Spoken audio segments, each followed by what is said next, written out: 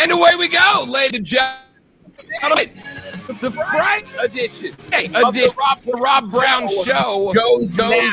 This is the ESPN Upstate. Hello to you, and how do you do, Upstate Carolina? Great to be with you again as we put a bow on the week. I am Rob Brown.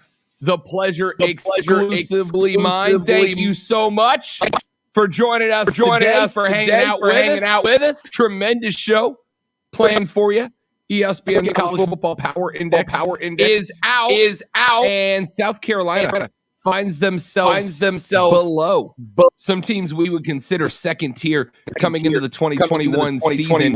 Where do they stand? Who are they behind? Can they fix it? We're going to get into that. We'll take a check on the baseball divisional leaderboard standings 2.5 weeks into the season, and give you some thoughts and projections about where we might be. We have gotten to the point, I believe there is a large enough sample size to start getting a pretty good grasp on who is where and where they're going or not. We'll get into the Carolina draft in just a little while.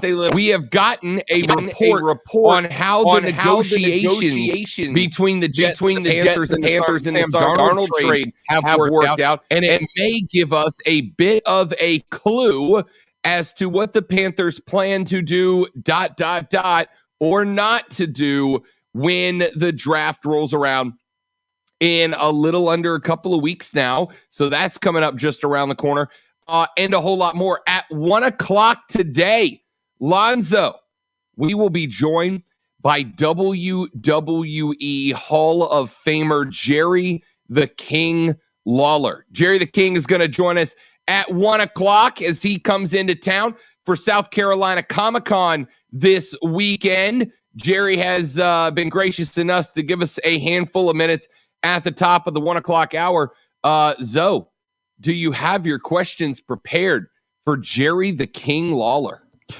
Not only do I have my questions prepared, but I was just on the air on our sister station on WRD with someone who's also a wrestling fan, Vince Coakley, and I asked him if he had a question for me to ask Jerry Lawler, and he did. So I have my questions, and I have a question from him also. I love it. We are prepared and ready to go. By the way, you need to go to the stream, Facebook, ESPN Upstate, to see my shirt worn in honor of all the text hate I got yesterday. The stream is up at facebook.com/ESPN Upstate, twitter.com/The Rob Brown Show, twitter.com/Lonzo on Word, and on the Rob Brown Show app on YouTube. You can do that if you have a smart television. You can put the YouTube app on it, search the Rob Brown Show on YouTube, and you can actually put us up on your smart TV or your computer monitor to be able to stay in touch with the show and watch the show as Lonzo and I, do the show. So make sure you do that. We would love to have you. All that coming up during the course of the show. Zoe, let's start it off with that little song and dance that we ever so much love to do. And now, the Rob Brown Show presents Twitter Trending Topic. It is time for Twitter Trending Topics. Yeah. I played that on purpose because I have breaking news. Oh, do you now? Yes. This is how I'm going to cover my mistake. Okay, all right, got it. All right, take up some breaking news so that we can justify that. I have breaking news after the news that we found out yesterday about all the WWE cuts. Tonight, making his debut on SmackDown as an announcer, Pat McAfee. Is he really? Yes. I don't hate that. All right, can I hit the lunch thing now? Like in the permanent rotation? Yes. All right, let's go. Let's do lunch. This is a very nutritious lunch. All the food groups are represented. You guys hear? What in the wide world of sports is going on here?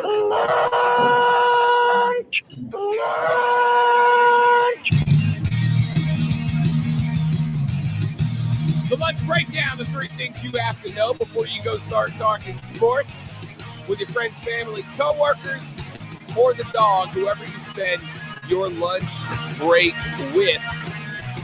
This is the Scuttlebutt Here are the things that you need to know before you get into it with the amigos. Item number 1, Las Vegas has begun to give its projections for the upcoming National Football League seasons. Odds makers for William Hill Sportsbook have put out their odds for wins and loss totals before the season started, the first NFL 17-game regular season. Some of the teams that have moved up and down, the Baltimore Ravens and Green Bay Packers, both projected at 11 wins. The Bills and the Rams, both at 10.5. 10 teams open with double-digit win totals, including the three of the teams in the NFC West. The Seahawks and 49ers each opened at 10. The top 2 teams in the league, Lonzo, strap yourself into that chair, big boy, because this may very much surprise you. Shocking, I know. The 2 teams projected by Las Vegas to have the most wins in the 17-game regular season, Tampa Bay and the Kansas City Chiefs. The Chiefs opened at 12 wins this season. Tampa Bay opened projected at 11 and a half wins this year. The Chiefs, of course, won 14 games last year. The Bucs won 11 before the regular season started. In the NFC South, the Buccaneers projected with 11.5 wins. The Saints projected at 9.5 wins. The Falcons at 7 wins. Lonzo, I kind of don't hate this number. The Carolina Panthers projected by Las Vegas at 7.5 wins, more than the Atlanta Falcons and just 2 wins shy of the New Orleans Saints. But Tampa and Kansas City projected to be the top 2 teams in win total this season in the National Football League. Lonzo, any surprise about that to you? Wow, how creative you are, NFL, to pick those 2 teams to be the tops. No, I'm not surprised. I don't think there's anybody out there who's surprised. Even the most ardent fan of whatever other team, there's a reason why these 2 are projected possibly to go back to the Super Bowl again. Correct. That is correct. The Tampa Bay Buccaneers out of the NFC, your NFC defending NFC champs and Super Bowl champs. The Kansas City Chiefs, your defending AFC champs, and no change at the top according to Las Vegas. Some of the other teams that I found surprising on this list, the AFC East, they project the Buffalo Bills to be your winner with 10.5 wins. The Ravens win the North with 11, but the Browns nipping at their tails with 10 wins this year. They have the Steelers dropping back down to 9 and giving up some ground. In the AFC South, they project the Colts to have 10 wins and the Titans just a half game back at 9.5. Hilariously enough, your Houston Texans expected to check in 4th behind the Jags with just 5 wins. Out in the AFC West, the Chiefs have 12. The Chargers projected at 9, and the Broncos, as they continue to search for a quarterback of the future, at 7.5. The Cowboys projected at 9.5. How about 0 teams, Lonzo? 0 teams. The only division not projected to have a double-digit winning team this year is the NFC East. They project the Cowboys at 9.5, the Washington football team at 8, the Giants at 7, and the Eagles at 7.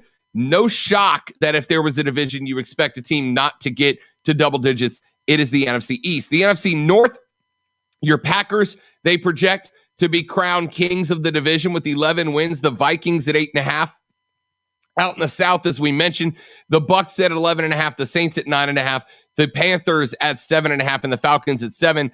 And then you have the NFC West with 3 teams projected with double-digit wins. The Rams have 10.5 on the projection, the Niners 10, the Seahawks 10, and the Cardinals at 8. We'll circle back around to that, put some extrapolation on it in just a little while.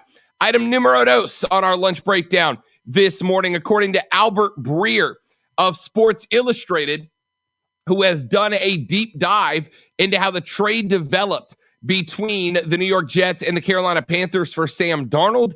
He said that the negotiations between the 2 teams began with an awkward NSL joke, Saturday Night Live joke over the phone, and culminated with the Panthers sending 3 draft picks to the Jets for their starting quarterback. He wrote that, quote, "For the Panthers, based on how their draft board sets up and their needs, it was important to hold on to their slotted picks in the first, second, and third rounds, number 8, 39, and 73 overall. So the compromise with the Jets asking for a second rounder plus was to have the 2 come in 2022. And initially, the concept Carolina was working off of was to have 2 later 21 picks as part of the deal. But the sides couldn't quite make the terms work under those parameters. So Carolina moved the 6th rounder it was offering this year down. Carolina has 3 6th rounders and gave the Jets the last one, and the 2021 5th rounder they were offering up to a 4th rounder and moved that one into next year. Now, that's not necessarily on its surface incredibly interesting, Zoe. It's not really all that shocking, to tell you the truth. But it is, I think, a predictor about what Carolina is planning on doing, or maybe more importantly, not doing when the draft rolls around in a few weeks. To me, that says that the Panthers have every intention of drafting with the position players that they have.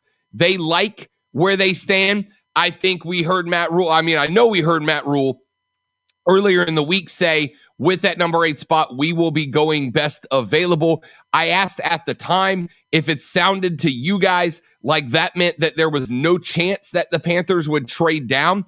But now that I have seen this discussion come through, now that we know that the Carolina Panthers were adamant to the point that they almost didn't go through with the trade about not giving away their top 3 picks, Lonzo, makes me believe that the Panthers have a target on a player or 2, at least with that 8 spot, that they will be unwilling to move off of, and that they will go ahead and draft at 8 and go best available. So my suspicion now, though, despite the fact that I would love for Carolina to trade back, I think there will still be plenty of players in the mid to low teens that are in any other year higher teen, low 10 picks. If there's a year to trade back out of the 8-ish spot, it is this year. But it looks, based on this new development, though, like Carolina's perfectly happy to draft with that number 8 spot, whoever they believe is the best available player. Yeah, and there should be some pretty good players there. And now that they technically don't have to worry about quarterback unless one drops into their lap, they can take their pick of who's left after that quarterback run will supposedly happen and more than likely happen. A lot of guys that they can pick from, someone, a player who can jump right in and do work right away. Really excited. Hard to believe that we're this close to the draft. Item number 3 in our lunch breakdown. The ESPN College Football Power Index preseason 2021 is out. They have at the top of the list the best teams, early season, preseason projections listed as the Alabama Crimson Tide, number 1, number 2, Lonzo, the Oklahoma Sooners. They've got the Boomer Sooners projected in the number 2 spot. They say they are looking at a win-loss of 11 wins and a loss somewhere down the line. But they also have Alabama as an 11-win, 1-loss team this year. 16% projection for Alabama to win out their season. 15% for Oklahoma. Here's what I find interesting, Zoe.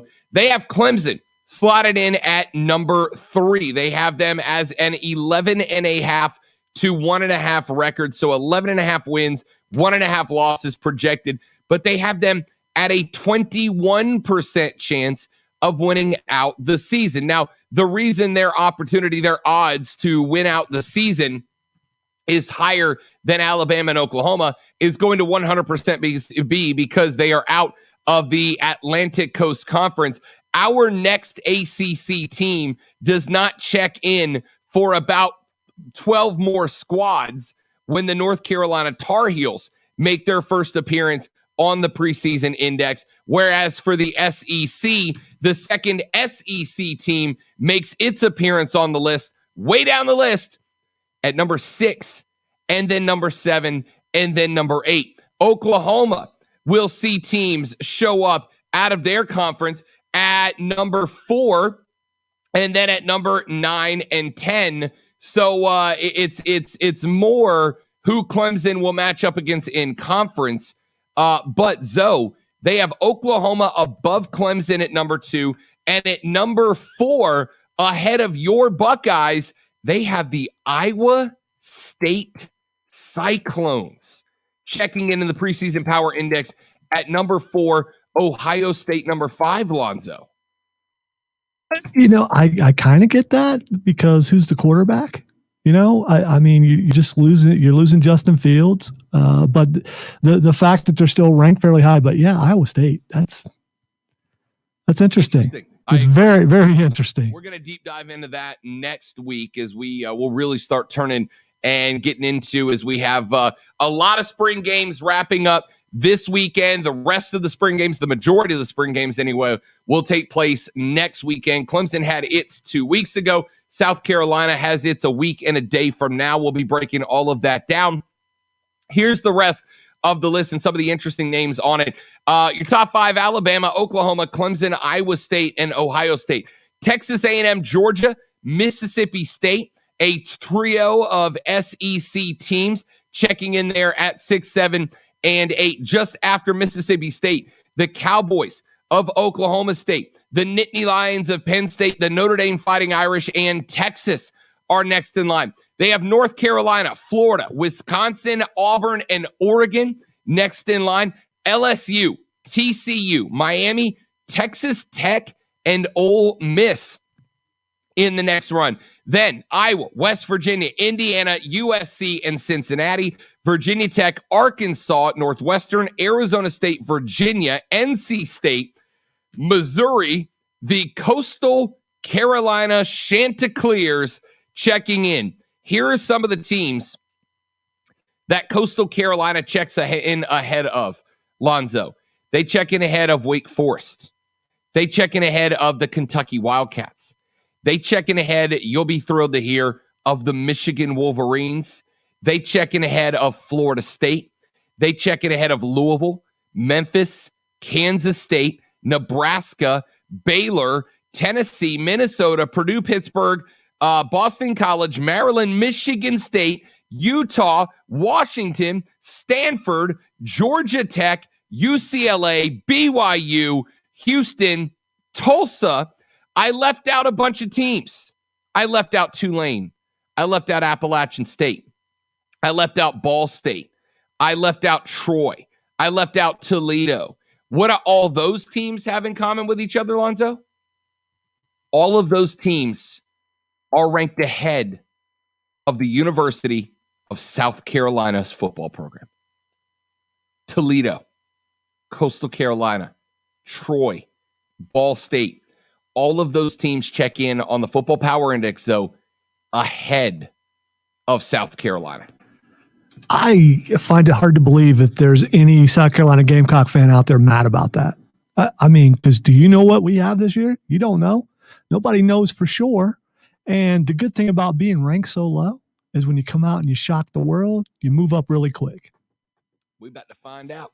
Yep. We'll circle back around to this and talk a little bit more about it coming up in just a few minutes. But for now, let's take a quick break. When we come back here in just a minute from right now, we are going to be busy. We're going to be hammering through stories and topics one after the next. Jerry the King Lawler joins us at 1 o'clock this afternoon. We have got weekend predictions, prognostications, projections, and picks coming up for you. It's going to be busy. I'm Rob. He's Zoe. The Rob Brown Show's on your radio. It's ESPN Upstate. The Rob Brown Show. Listen on your phone everywhere. Justin Sharp has come in with the guns blazing this morning. Justin, do you need a Xanax, buddy? Are you okay? Are you going to make it?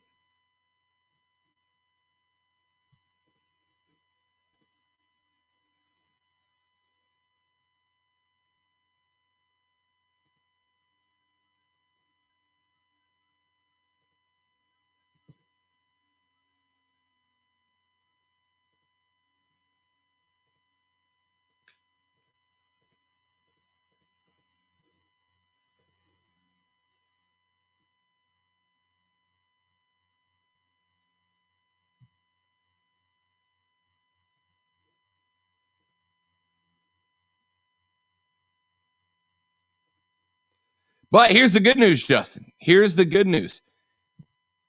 I do agree with you about Monday Night Raw. It is played out and it is boring. So, hey, can we be friends, pal? Can we be friends? Can't we all just get along, Justin?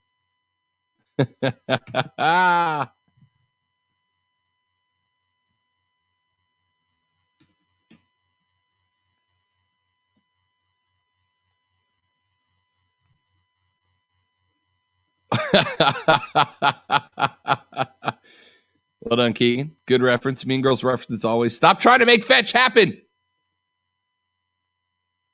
Those of y'all on the stream, welcome in. Happy Friday. Thanks for hanging out with us. Y'all know how the game gets played, right? Y'all know how the game gets played. Throw those comments down in the chat. Zoe and I, we love to respond to them off the air and have a little fun. It's good stuff. What's your go-to overused catchphrase? What is the go-to overused catchphrase in your life? I have two, which is one is good stuff. Like if I don't know what to say at the end of somebody else's half of a conversation, I'll just go, oh yeah, man, good stuff, good stuff. Good stuff is mine. Mark Ryan's is, there you go. There you go. There you go. He says that one all the time. What is your overused catchphrase that you use too often? Zoe, what's your overused catchphrase that you use too often? I know you have one. I just can't think of it. I'm sorry, what? What is the catchphrase that you overuse way too often? I'm sorry, what? No, what is the catchphrase that you overuse way too often? I'm sorry, what? Is this thing on? Can Rob, hear me? Rob, are you not getting it? Yes, so I get it. Okay, well, you went off screen, so I can't see your face. So okay, fine. So I say I'm sorry way too much. Apparently, I'm a very apologetic person.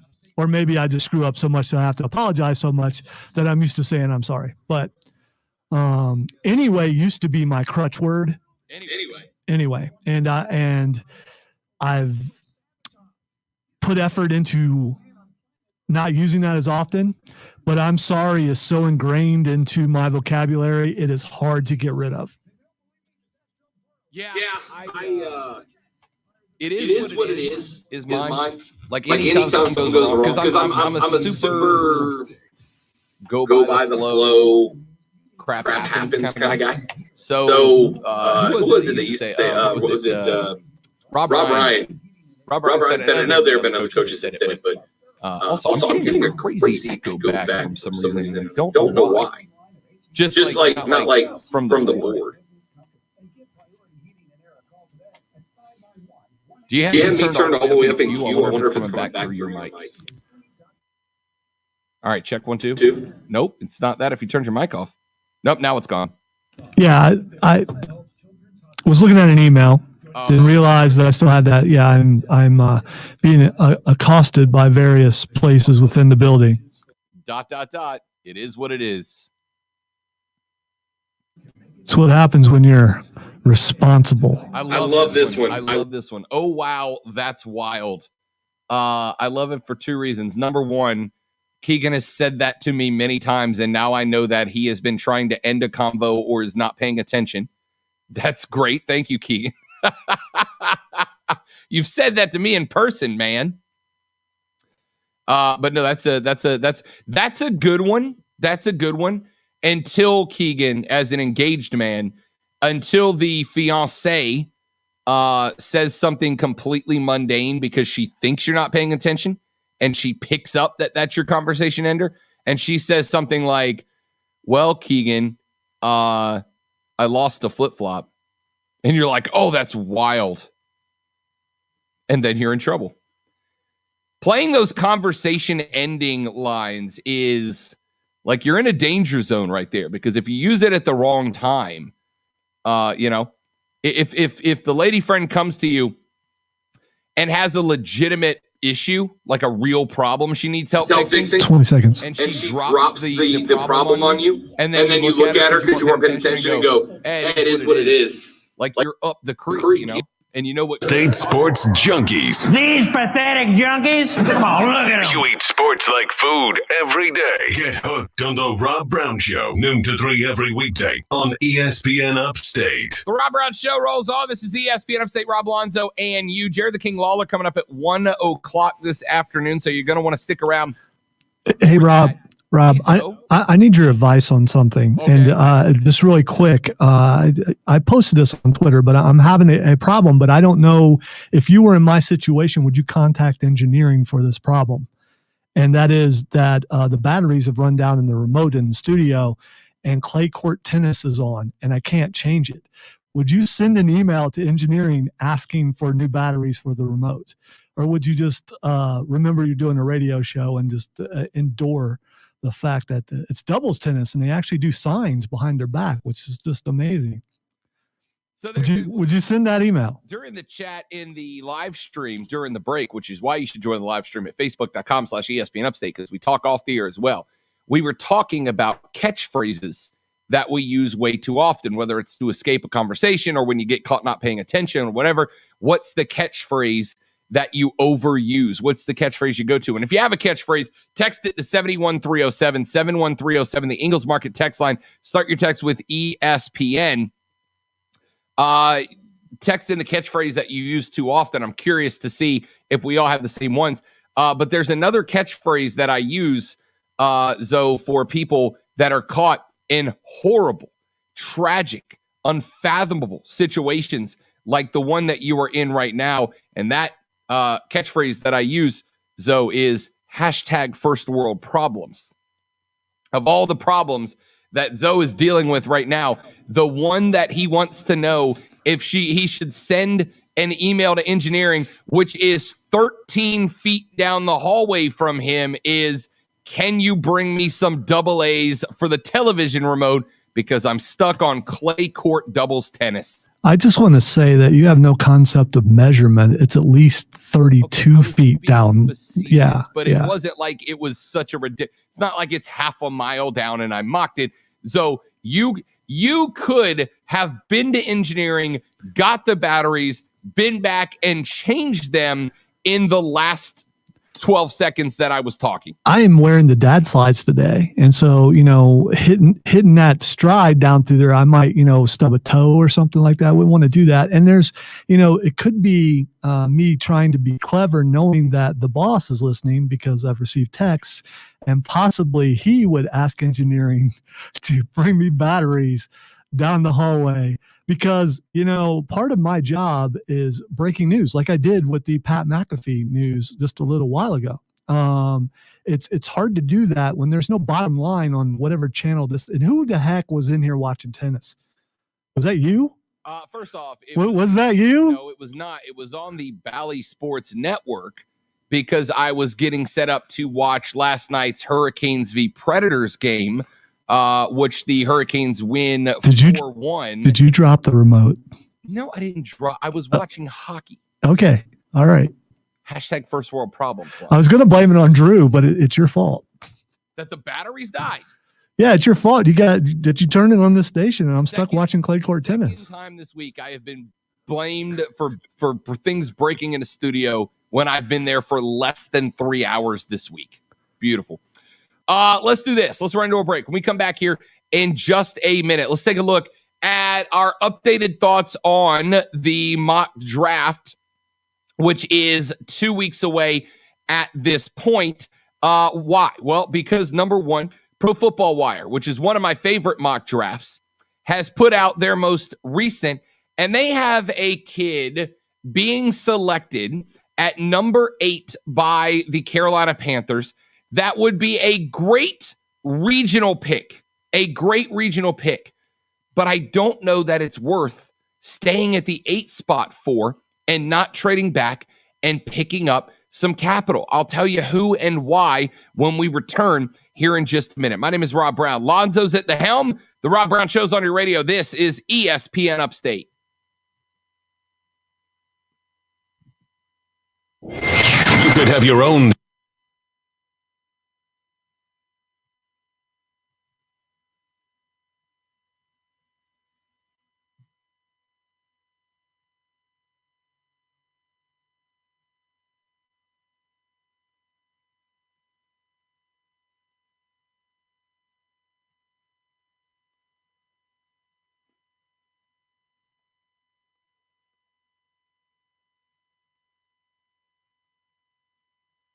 So I did that trick where you take the batteries out and put them back in, and then it works.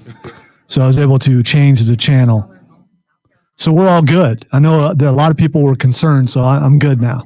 Now I can do my job. I know that people were very concerned about you. Well, some people are all about me today, like your buddy there. So, you know.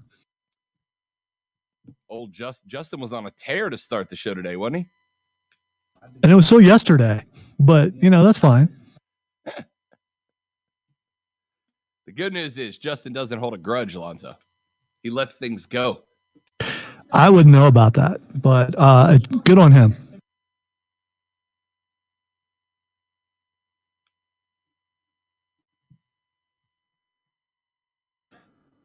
So, anybody on the stream have any questions for Jerry the King Lawler?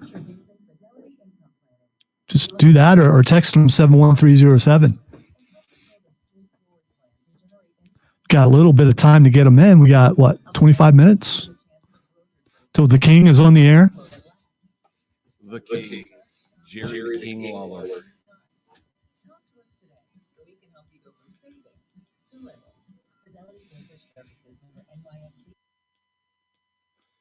When we get there, though, I just figure we go back and forth with questions. That work for you? Until I run out, and then I'll remind you you're the host. No, I'm good. What? I might. I could be starstruck and go. Blah, blah, blah, blah. No, I have some questions written down, and I don't want to deprive you of follow up. So if he answers a certain way, some hesitation in case you want follow up. Yeah, so we're good. We're good. Just keep an eye on the stream. Same for you. If you have something you have a good follow up. Just raise your hand like in class, and I'll know you've got a follow up. I'm not gonna apologize. I'm not gonna say I'm sorry, but I am going to say that I do that on occasion, and you never look. So. Well, I will have the stream up this time. He said optimistically.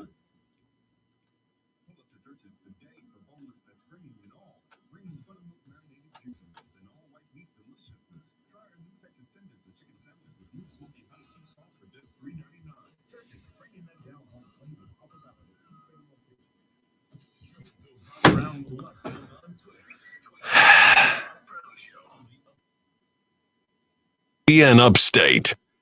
The Rob Brown Show rolls on. It is ESPN Upstate. Robin Lonzo and you. Let's talk NFL draft for just a minute. We got a story that came out last night that talked a little bit about the draft date or the draft trade between Carolina and the New York Jets. Apparently, the Jets were asking for some of the earlier picks from the Panthers in return for Sam Darnold, but Albert Breer at Sports Illustrated said that Carolina refused to come off of their first 3 picks in the 2021 NL draft. They wanted to package more together in the back half of this draft and maybe even earlier in next year's draft. The Jets wanted something earlier, so instead, what they decided to do was to move the 6th rounder that they initially offered down to a 5th rounder this year and move up a 4th rounder or move up a 5th rounder to a 5th rounder to a 4th rounder and into next year. So basically what it sounds like to me is that the Carolina Panthers are not willing to move off of their early round picks, which means that they are likely not willing to trade those picks. It seems more likely that they know the guys they want. It looks more likely that they have a plan in place. That plan that is in place is based around taking best available. We heard Matt Rule say earlier in the week that they were going best available. We know that they are going best available and not going to trade, or at least that is the prognostication I have based on that news. Well, Jeff Blake and USA Today Sports, as well as Pro Football Wire, have put out their most recent mock draft. And with the number 8 overall spot, Lonzo, it looks like they have Carolina going with South Carolina's own J.C. Horn. J.C. Horn, by most accounts, is the second ranked cornerback in this year's NFL draft. He and Alabama's Patrick Surtain are both on the board at this point. Both of them are likely to have an opportunity to play, potentially even start this season for the Carolina Panthers.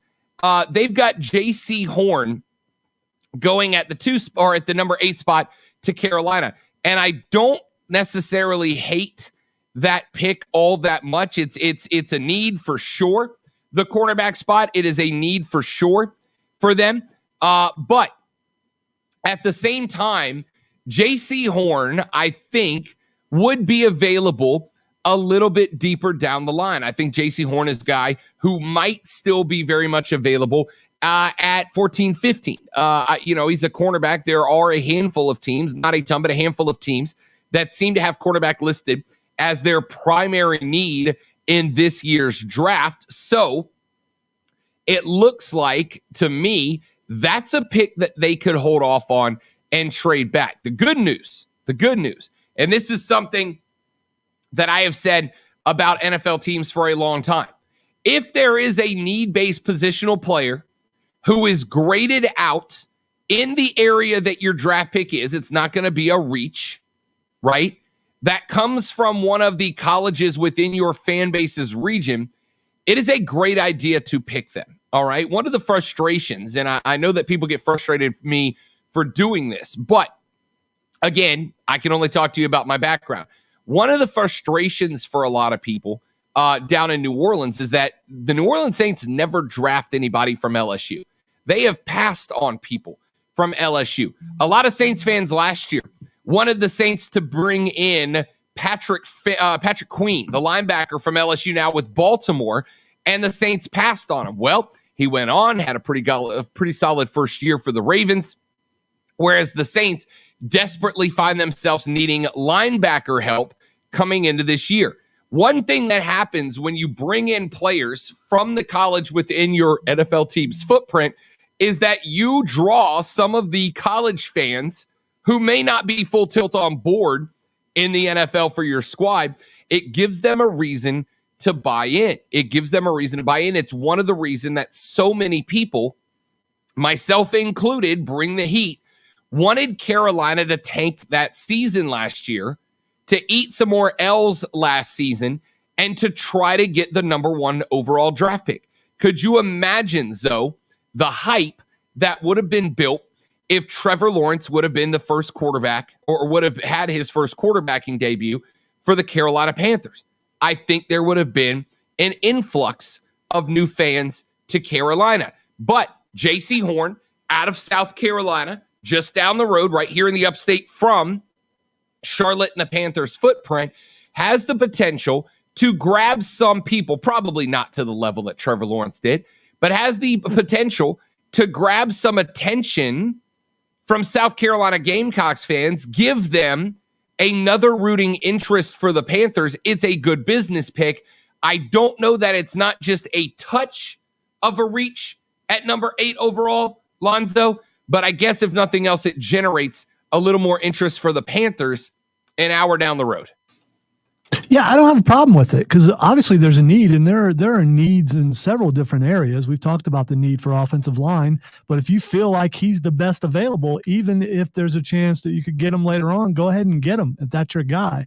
Historically, the Panthers haven't drafted Gamecock players, so I think new ownership drafting a Gamecock player, that would be kind of a surprise. And I do agree that would make fans of that school want to go and watch the Panthers play a little bit more. One thing that I absolutely disagree with you on is the tanking, because I just can't handle someone losing on purpose. And all that matters, win. Let's say just win, baby, because then I'll have to go buy that, tracksuit thing. I'll look at it. But anyway, I cannot handle the fact that people would actually lose on purpose. J.C. Horn will be a good pick. He will not be the sexy pick. He will not be the pick that a lot of people are happy with. But if he contributes to the team in a big way and he has a chance to start right away, go for it if that's your guy. What is the sexy pick there, right? Because I got to tell you, of the Carolina spots where I see the most need. Offensive line is way up there. Cornerback is way up there. Neither of those positions is going to be considered a sexy pick, right? It's just not. Linemen and defensive backs, unless they are incredibly flashy defensive backs. And look, J.C. Horn walking off the field last year for reasons that I personally have no issue with and approve of, for reasons that I know that Mark Ryan and Zoe, I believe you had an issue with him folding halfway through the season last year when South Carolina became bowl ineligible last year. They decided to bail. I had no issue with him walking to get ready for the draft. It's clearly benefited him. Now he's got his spot in the top 10 in the NFL draft if it plays out the way that Pro Football Wire's mock draft has. And he gets to get drafted to the team right in his own backyard. He gets to stay in the Carolinas. He gets to play NFL ball less than a couple of hours away from where he played at South Carolina. To me, it is about as sexy of a pick as it can get. Now, Keegan has thrown out the one guy that I think Carolina fans would consider a sexy pick at number 8, and that is Kyle Pitts. Keegan says on the stream at facebook.com/ESPN Upstate, Kyle Pitts is going to be their pick. No way Rule risks the hate of picking someone else. Keegan, I'm going to go ahead and tell you right now, Kyle Pitts will not be on the board at 8. All right? I'm calling that shot now.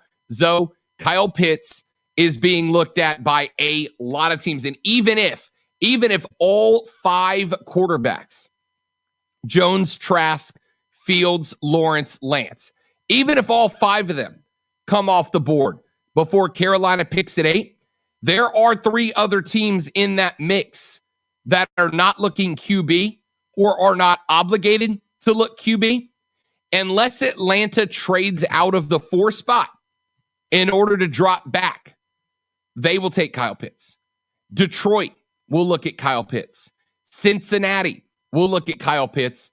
And the rumor is there are at least a couple of teams that are looking at trading up into the top 8 in order to try to get Kyle Pitts. And the only reason they wouldn't trade up is if Kyle Pitts is off the block at that point. So with that being said, Zoe, I get that Kyle Pitts would be the sexy pick for the Carolina Panthers, but I'm telling you, I'm calling the shot right now. Kyle Pitts will not be on the board at 8 for Carolina, which means your most attractive picks are Penei Sewell, the offensive lineman, or J.C. Horn at cornerback, maybe Patrick Surtain if he is available at that spot as well. Those are the I think the picks that have the most benefit in terms of talented players, some level of draw, and fill a need on that Carolina Panthers list.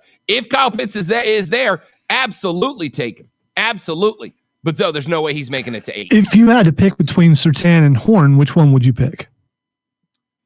Honestly, probably Patrick Surtain. I think a lot like J.C. Horn, a lot of the hype that has been built up around J.C. Horn for the past few weeks has come after his pro day.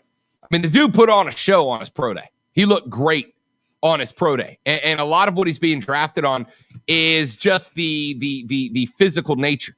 He went out there, had a great vertical, great 40 time, was able to lock down some practice wide receivers.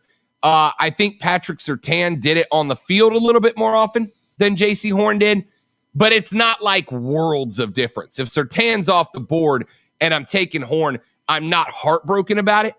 But if they're both there, I'd take Patrick Surtain. I understand coming off of where I just said, hey, draft Carolina players, draft Clemson players, build up your roster with guys from your backyard so that you build up. But at the end of the day, Zoe, why you would sell some more tickets for sure, why you would sell some more tickets if you have Gamecocks and Tigers on the roster, you know what sells the most tickets of all, Lonzo? Points on the board. Yeah, winning football games. But in the end, I mean, for me, the offense is pretty good, except for they need linemen. So if I'm not going linemen here, I know the defense young defense. They got old before our eyes, and now they've started they replaced like a ton of guys last year. It's a very young defense. You add another piece to that defense, someone who likes to hit, someone who's good at what he does, as you said, really good at his pro day. We'll see how that translates, but I'm going with the defensive guy because I think offensively, other than linemen and probably tight end, they look pretty good already. Texter at ESPN, Horn at number 8. That's insanity. Way too early. I don't know that it's dramatically too early, Texter, but I do agree it is too early. And Lonzo, that's why I said, to me, if you're going to take J.C. Horn, see if anybody wants to trade back. Now, I'm working on the assumption there will be somebody who wants to trade up. I'm working under the assumption somebody will want to trade up. If Kyle Pitts is off the board, if 4 or 5 of the quarterbacks are off the board, unless there is a team that is just desperate for the Penei Sewells of the world and are jumping up to grab some of those O-linemen who will have dropped at that point, there may not be anybody willing to trade up to number 8, in which case you go best available at that spot. But if I'm Carolina, Lonzo, with J.C. Horn being the pick at 8, I'm absolutely looking to trade back into the maybe even you just trade back to the mid-teens. I think there's a chance J.C. Horn is still available at 12, 13, 14. If there is, let's say, a Trey Lance or Mac Jones, and by the way, little news, looks like Mac Jones may no longer be the Vegas odds-on favorite to be drafted number 3 overall. If a Mac Jones is free-falling down into the bottom 10, and if there is a team desperate for a quarterback, then make the trade. But if there is not, then I think you go best available. I think it's a little early for J.C. Horn there, but I also understand that there is some place, though, where needs and best available intersect, right? Where you might trade the best available player for the third best available player, but the third best available player fits your number 1 need, whereas the best available fills a role that you don't need. I don't think that if, let's say, Jalen Waddle and Devontae Smith are both on the board at 8, I don't think that you need a wide receiver to the point that you would draft one at 8 more than you need a cornerback like a Patrick Surtain, who maybe is ranked 3 or 4 spots down the draft board from Jalen Waddle or Devontae Smith, but fills that need. Let's take a break. We'll talk more about it later on the show. I'm Rob. He's Lonzo. The Rob Brown Show's on your radio. This is ESPN Upstate. QC Kinetics. Perfect. The Rob Brown Show. Listen on your Amazon or Google smart speaker. Just say, play ESPN Upstate. QC Kinetics. Non-surgical regenerative therapy. Well, what's that, Rob? Glad you asked. Person that I just made up for the sake of this discussion. Do you have that pain in your knee? Maybe down in your elbows, lower back? You want to go pick up the grandkids, and when you go to pick them up, you know that you're going to be fighting through pain, and it's worth it. It's worth it because it's your grandkids, but you know it's going to hurt. Or maybe you get a call, hey, Rob Brown, we're going to go play a little golf this weekend. You in? And you think to yourself, man, I would love to do that, but my left knee is in fuego right now. Well, you need to call QC Kinetics. They understand biologically how the process that heals your joints works. When that tissue inside of your joint starts to wear down with age, and it happens to everybody, Father Time is undefeated. They know how to rebuild that tissue using natural processes, get that tissue built back up, get that tissue to a point where it is healing you the way it's supposed to, and do so in a way that gets you back to your day-to-day life faster than you could even imagine. And you don't have to get cut open to do it. Check out their website to learn more about the science at qckinetics.com, qckinetix.com, or give them a buzz at 864-448-3772. 864-448-3772. Let the folks at QC Kinetics help you get feeling better, faster, naturally. It's QC Kinetics.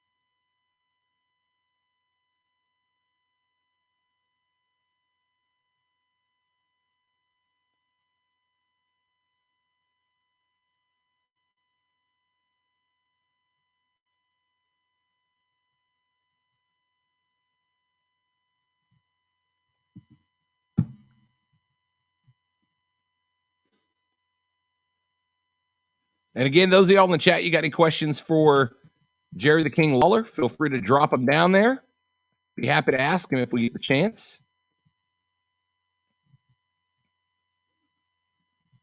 He calling us? Yes. Oh, Pat McAfee. Now, so you said he's going to be permanently? He's like permanently out? Yeah, if you, I've been following his Twitter too. It looks like, if I'm correct, it's just he and Cole. Really? I would have, dude. Could you imagine the cuts between him and Samoa Joe? Joe would have stuck around. I think they'd have been great together. I don't think Joe had much of a choice, but yeah, no, I agree. I agree. Hey, let me rephrase that. If WWE had been dumb and fired Samoa Joe, Joe and Pat McAfee would have been. Although I guess McAfee is kind of working as a heel persona right now. So you had Cole be two heels. Yeah. I don't know that McAfee's got face in him.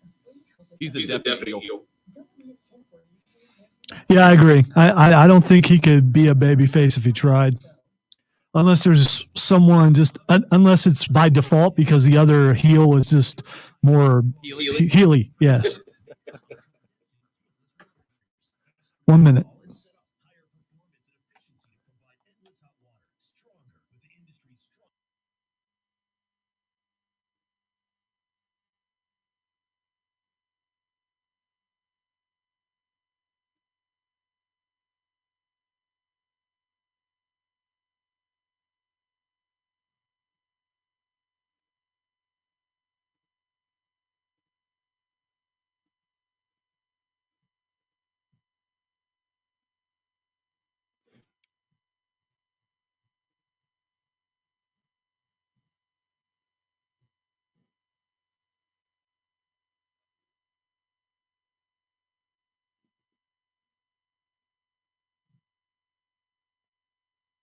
Buy it now at Walmart and Target.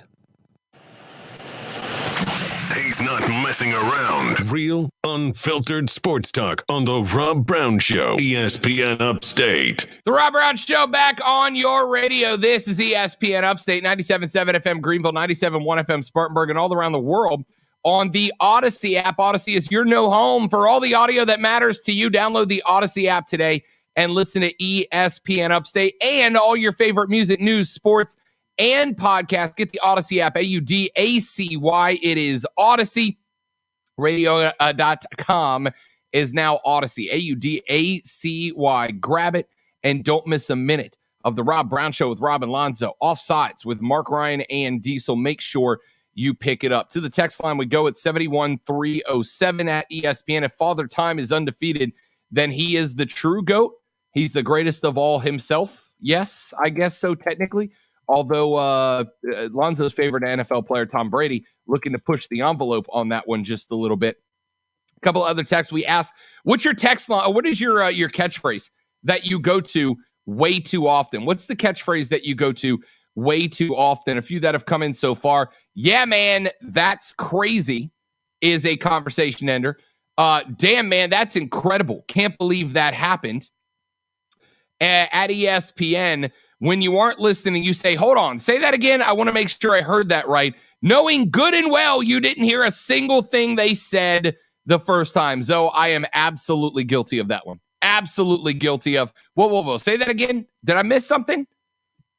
Which is the way of telling somebody, I absolutely didn't hear what you had to say, but I don't want to sound like a jerk and just say, I didn't listen to what you had to say.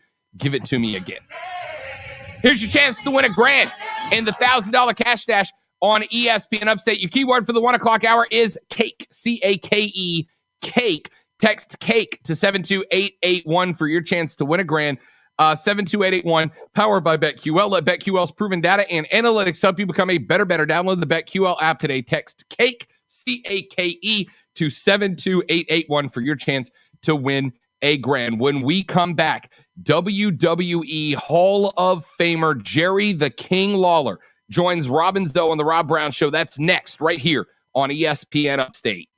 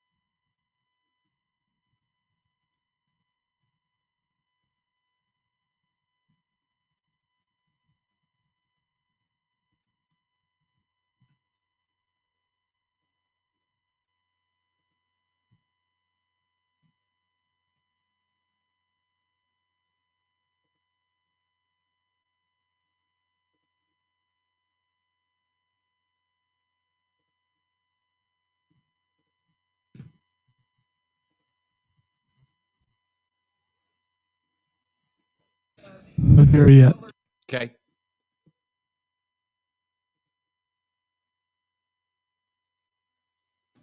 We don't happen to have a time zone problem, do we? Just asking. I hope not. I was told we did not.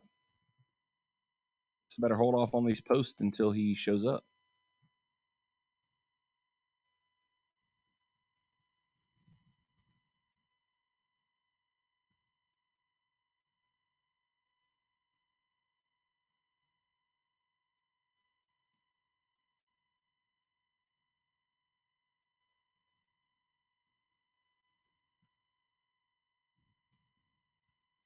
Today, powered by BetQL. Let BetQL's proven data and analytics help you become a better bet. Download the BetQL app today. Warning.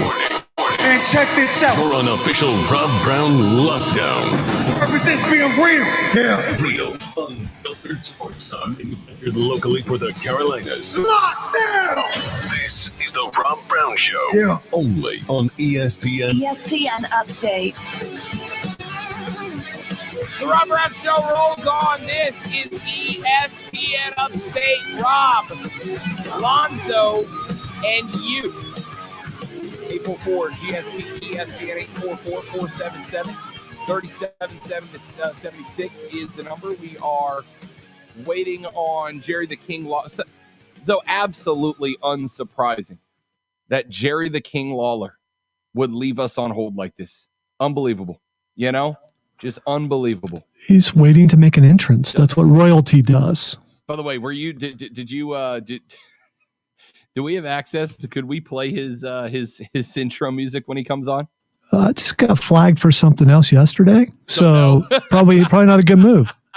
What we get flagged for yesterday?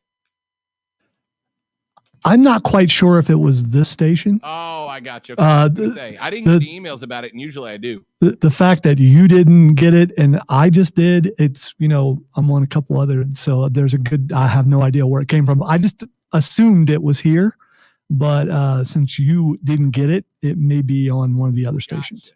Gotcha. All right. I don't think we did anything, but I'm wrong a lot, so who knows? We are waiting on Jerry the King Lawler to join us here on the Rob Brown Show and ESPN Upstate. We will keep a weather eye towards the phones. As soon as we hear from Jerry the King Lawler, we will get him on the air and spend some time with him. He is on his way to SC Comic-Con this weekend right here in the Ville. Very, very big event. Looking forward to it. I'm actually going to stop by on Sunday and check it out. Looking forward to that. That is one of the things that I have been told about. Royalty has arrived, by the way. I will be. To the phone lines we go. We welcome in a WWE Hall of Famer. We welcome in a guy whose voice has come across the television screens of both Lonzo and I for many, many years. He is Jerry the King Lawler, joining us right here on The Rob Brown Show and ESPN Upstate. King, welcome to the show. It's great to have you, man. We appreciate you joining us. Well, thank you, but what the heck? No entrance music? You know, I asked about that. There's something about copyright laws and infringement. No.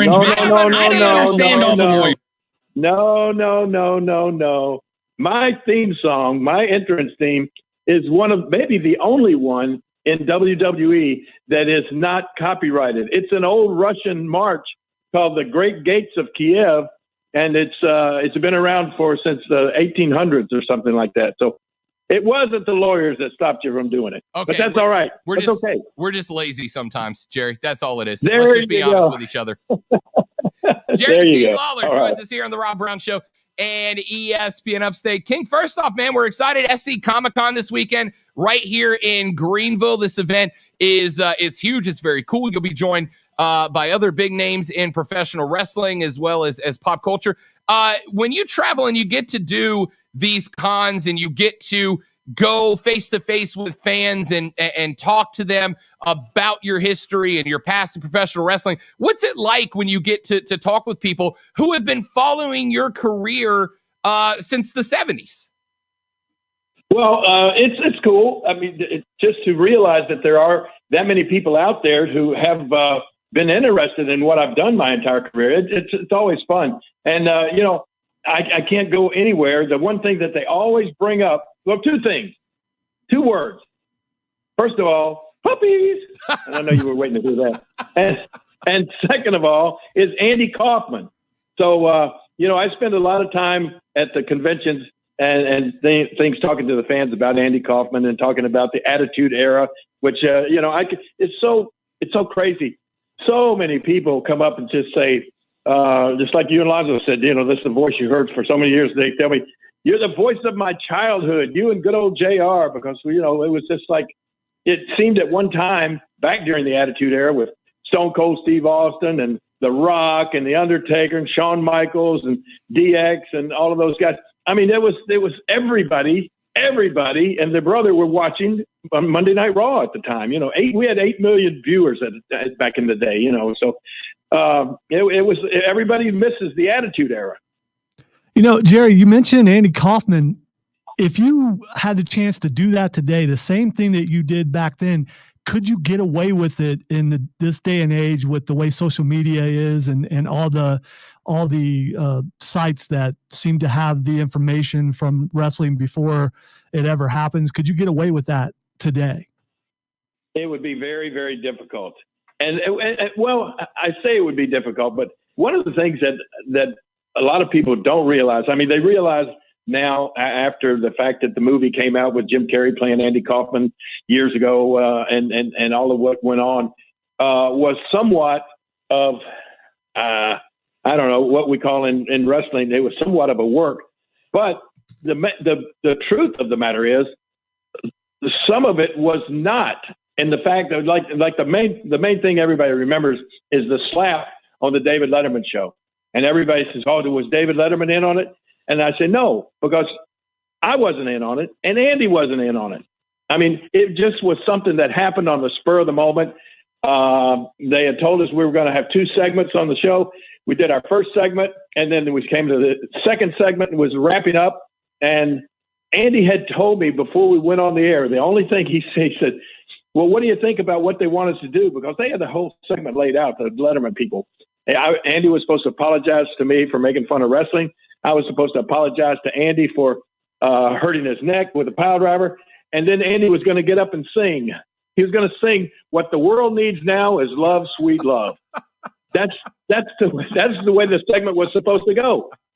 And so after we met with the segment producer, Andy Kaufman called me before we taped the show, and he said, well, what do you think about what they want us to do? And I said, well, I think it'll be funny, but you got to realize if we go on there and apologize to each other and kiss and make up, that's going to end our feud down in Memphis, because we were still wrestling each other. A lot of people think we only wrestled one time. We probably wrestled each other 50 different matches down there. So he said, yeah, you're right. And he said, this is just the way he said it. I'll never forget. He said, wonder what would happen if you just hauled off and slugged me. And I said, I'll never forget, we were talking on the phone at this time, and I said, oh, Andy, I can't do that. I said, first of all, we're taping the show. They'll never show it. And then I said, second of all, I'll get arrested. I can't afford to get arrested here in New York. I'll be back in Memphis tomorrow. And he said, yeah, you're right. And that's the way it was left. That was just that suggestion from Andy. So I sort of knew he might be cool with it. But later on, he really wasn't cool with how hard I slapped him. But I mean, it was just when the segment was about to be over, the second segment, he had not really apologized to me, and I hadn't apologized to him. But I knew we were going to be off the show after that segment. So when Paul Schaefer started playing the music to get us out of that segment, when I watch it back, it's like an out of body experience. I don't even know what I was thinking. It was just like, it just happened. I just stood up, I looked him right in the eye, and I just slapped the taste out of his mouth. And then after that, especially a lot of people have seen the unedited version. Andy, when they brought me back out, Andy came back out after that, and he went into this big profanity-laced tirade. I mean, and then I'm thinking, oh my gosh, Andy, they're probably going to show the slap, but there's no way they're going to show all of this stuff. What are you doing, right? But anyway, then they hustled me out of the Rockefeller Center there, and I went back to my hotel. Didn't hear a word from anybody until 11:30 that night. Turned on the TV, and there was Andy. There was me. They showed the slap. They showed him doing all the cursing. It was crazy. They showed every bit of it, and then of course it went wild after that. WWE Hall of Famer Jerry the King Lawler joins us here on the Rob Brown Show and ESPN Upstate. So you were obviously a part of that, which is this feud that has lived on in wrestling lore forever. But you've also been both in the ring and on the mic for some of the biggest wrestling moments. You mentioned Generation X, which I can tell you when I was a kid, I mean, I got kicked out of a middle school class once for telling somebody to suck it.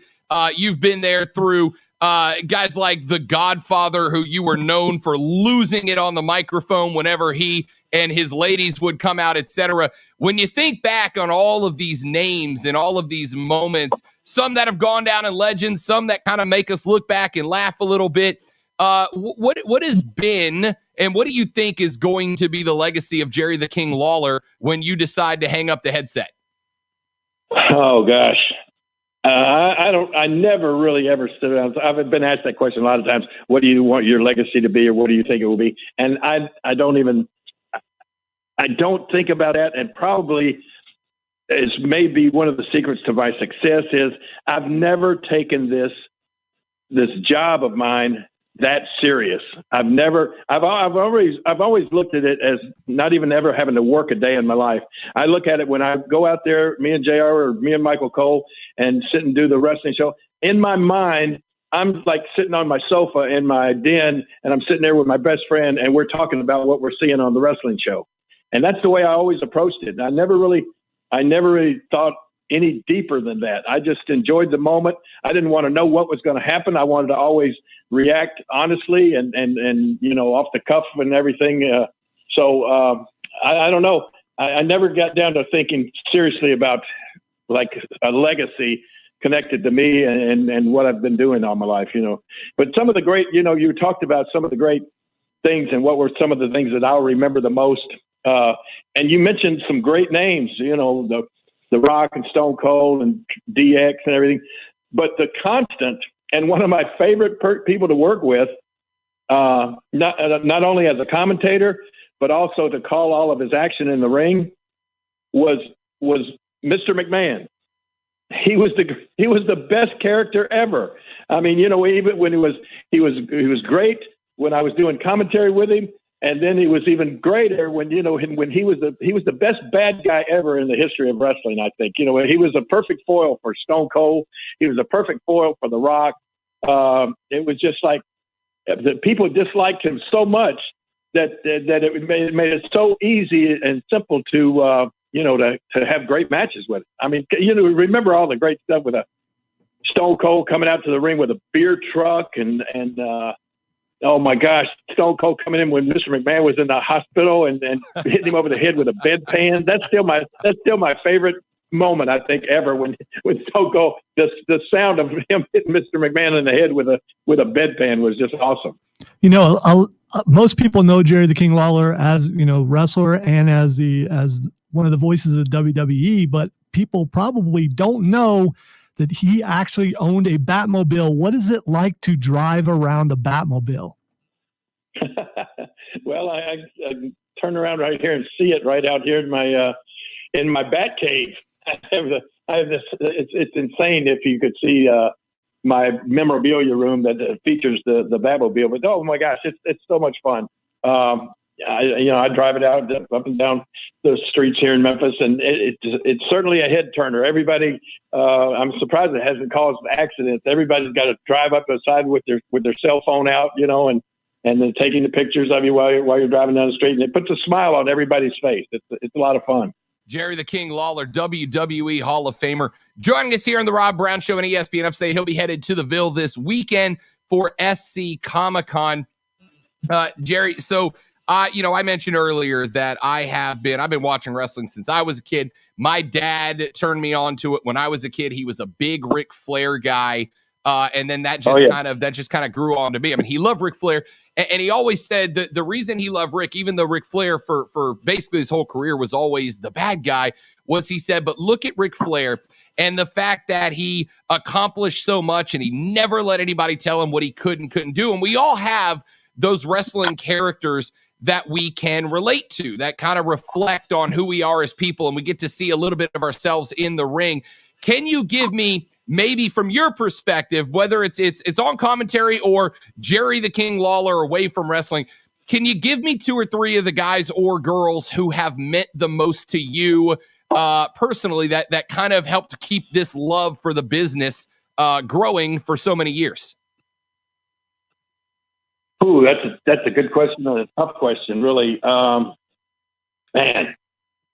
I mean, you know, I had there's some guys that I had a great relationship with in the business because when I first started in the WWE, you know, I came in as a wrestler and had some great matches with Bret the Hitman Hart. As a matter of fact, he's probably one of the guys that did the most to help my career there in the WWE. Not only as a wrestler in the big matches that we had, headlining some pay-per-views with a Kiss My Foot match, and then of course the build up to those matches. You know, Bret had his parents, Stu and Helen Hart, there, so they were perfect. So great material for me to rag on during my bad guy interviews, talking about how old they were and how many kids they had. I once said that Stu and Helen Hart produced more tragedies than Shakespeare. But anyway, they were great. So and then you know, like one of the guys that's going to be at the Comic-Con with me this weekend, Jake the Snake Roberts. You know, I had a great rivalry with Jake the Snake there, and Lex Luger is going to be there. I mean, they did some great stuff with Lex Luger up in the WWE. But then Stone Cold Steve Austin and The Rock and gosh, The Undertaker. I mean, so many of these guys that what a lot of people don't realize. I helped get so many of these guys started down in Memphis, our territory here in Memphis, Tennessee, which is where I still live, and I'm right here in Memphis right now. This territory back in the day I can't tell you how many guys got their start right here. Mean Mark Callis, this big, huge guy, had his first match with him right here on Memphis TV. And of course, he later on went on to be The Undertaker. We had a guy, Stunning Steve Austin, came through here when he had long blonde hair. We started those guys. The Rock started right here in Memphis. So you know, I can't really pinpoint any one name because there's been so many of them that have kind of helped my career along during the way. You know, with the fact that what we've had to deal with in the last year with COVID and the coronavirus and all those things, as someone who's been in wrestling a really long time, were there any doubts that wrestling could endure during this time when there were no fans in the stands? No, I never had any doubt. And I certainly don't think that the WWE people they had any doubt. Wrestling is so great in the fact that it can happen. You know, all you need is a ring and especially in this days and time, all you need is a ring and one camera, and you could put on a good wrestling show, and you know, and then of course the talent. But yeah, it was different, and but it took a little bit of getting used to. But man, you know, during the pandemic, some of the biggest things ever in the history of wrestling happened. I mean, during the pandemic, Fox bought SmackDown, the rights to SmackDown, for $1 billion. I mean, that's unheard of. Never before a deal like that was done. And that was done, you know, during the pandemic. And the show was on, you know, SmackDown Live every Friday night on Fox. And it went right on without a hitch, even with no fans there. And they're still doing it. You know, we did the shows from the Amway Center in Orlando until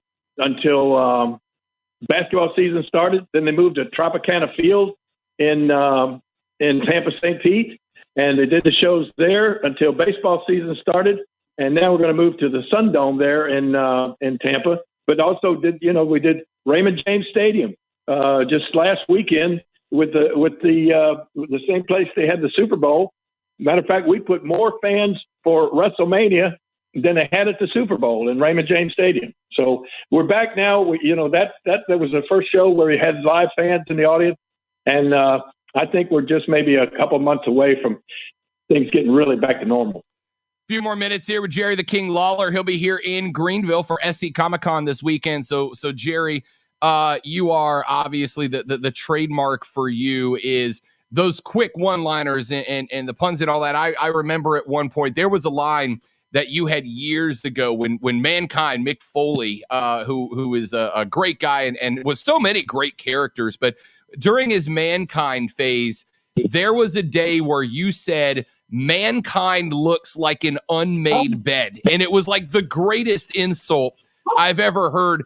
Do you script out these lines? Do you sit around and write these things up? Or are you just coming up with them on the fly and it's become kind of a trademark for you?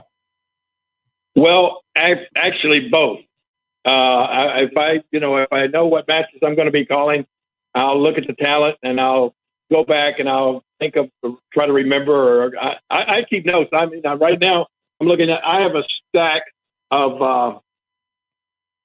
It's got to be a foot and a half tall, just stacks of pieces of paper off of a yellow legal pad, and each one of those. I mean, like I said, it's no telling how many of them are here that I've kept over the years, and I would always take at least a few notes out to the match with me, and but then I just have so many of these things somehow roaming around in my head that just things will pop up. You know, I'm just looking now.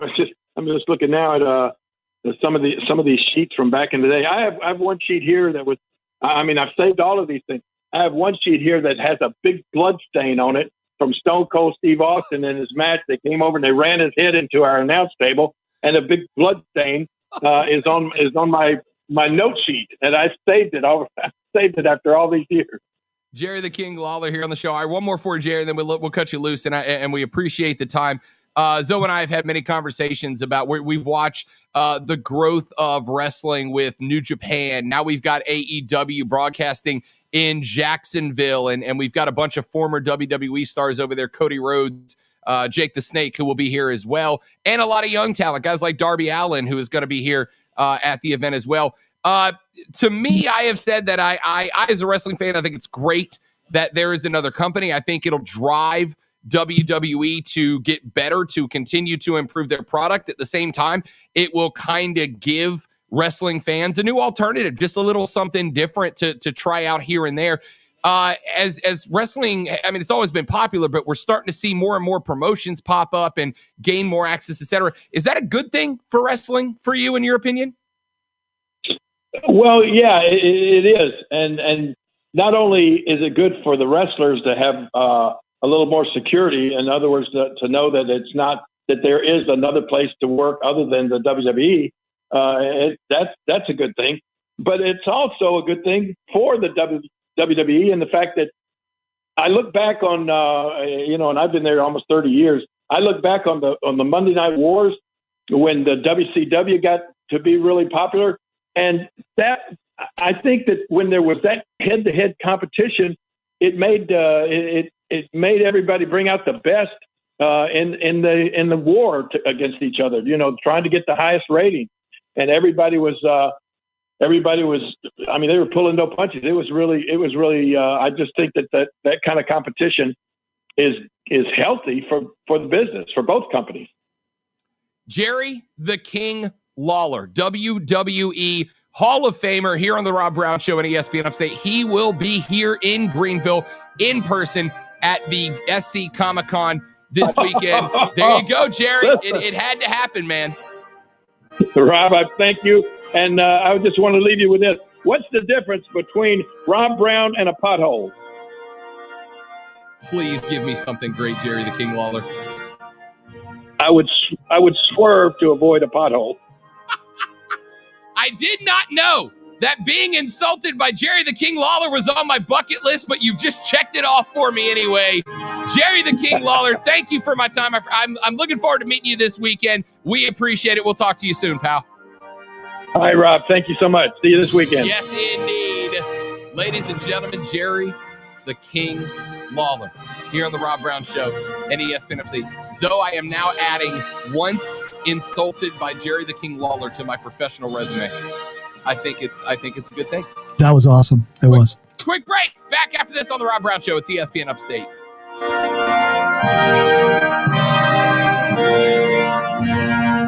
The Rob Brown Show. Listen on your computer and tablet at ESPNUpstate.com.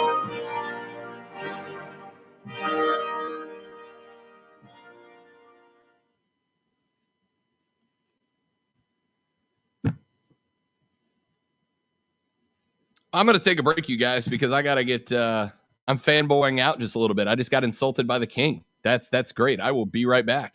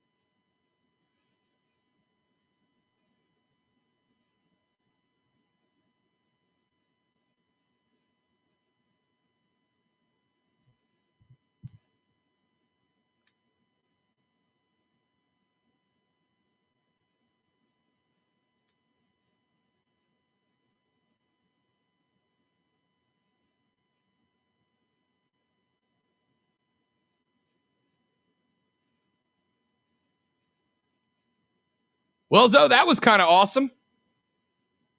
Oh, absolutely. It definitely was. I didn't even get a chance to ask him. I don't know if you knew this, but he has a huge Superman comics collection to the fact where, from what I read, he's got rooms and rooms of Superman comics. I love it. And I was going to ask him why Superman over Batman, because a lot of people don't like Superman. They prefer Batman. But we were so much on the wrestling, and I know why a lot of people pick Superman over Batman, but still, I mean, Batman over Superman. I did not. You know, there was a part of me, though.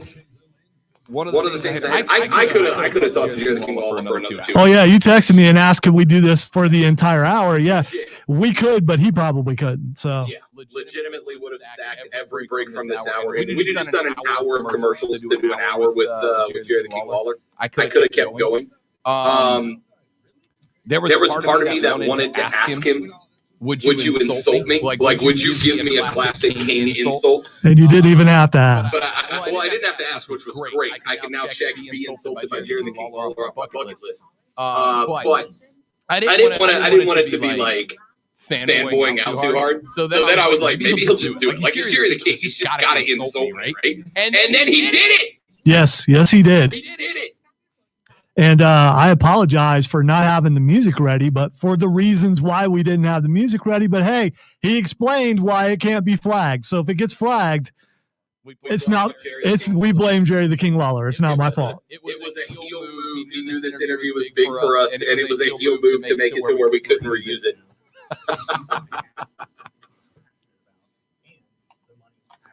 And don't worry, chances are I'm going to go Mark Ryan here. Promo. Chances are that you being insulted will be played over and over again on the air. Oh, I know. But number one priority is being insulted by Jerry Lawler. Keegan, you checked out for the commercial or for the interview, but back in for the commercials. Way to go, Keegan. And Lonzo has multiple guest stars in the chat today. Hi, Miss Lisa. They wanted to know when the interview was, so I made sure I let them know so they could tune in. Love it. Love it. Yeah, we bumped up to almost 20 people on the stream during that interview. Cool.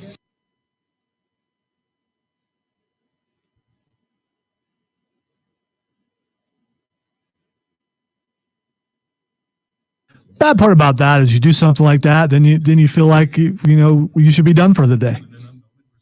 And we're not. We're only halfway through. Dude, I just want to go wrap it up and walk around outside and tell everybody that I come across. Hey, I just interviewed Jerry the King Lawler. Hey, guess who I just talked to? I got proof. It's right here. I got proof it's recorded.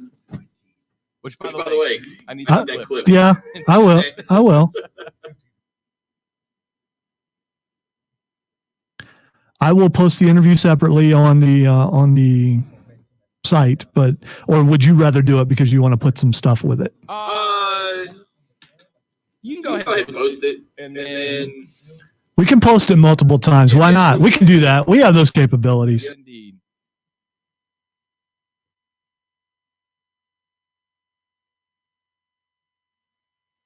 $30 seconds.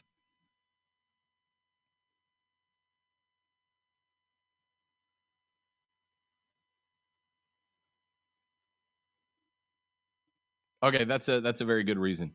I do have to tell you, though, I did have to laugh. Keegan says he was getting his second microchip vaccine. This actually did make me laugh. The day I got my vaccination shot. The ESPN. Text keyword ESPN and your message to 71307. Get in the game on the Rob Brown Show. Only on ESPN Upstate. Ladies and gentlemen, Jerry the King Lawler joining us here on the Rob Brown Show on ESPN Upstate.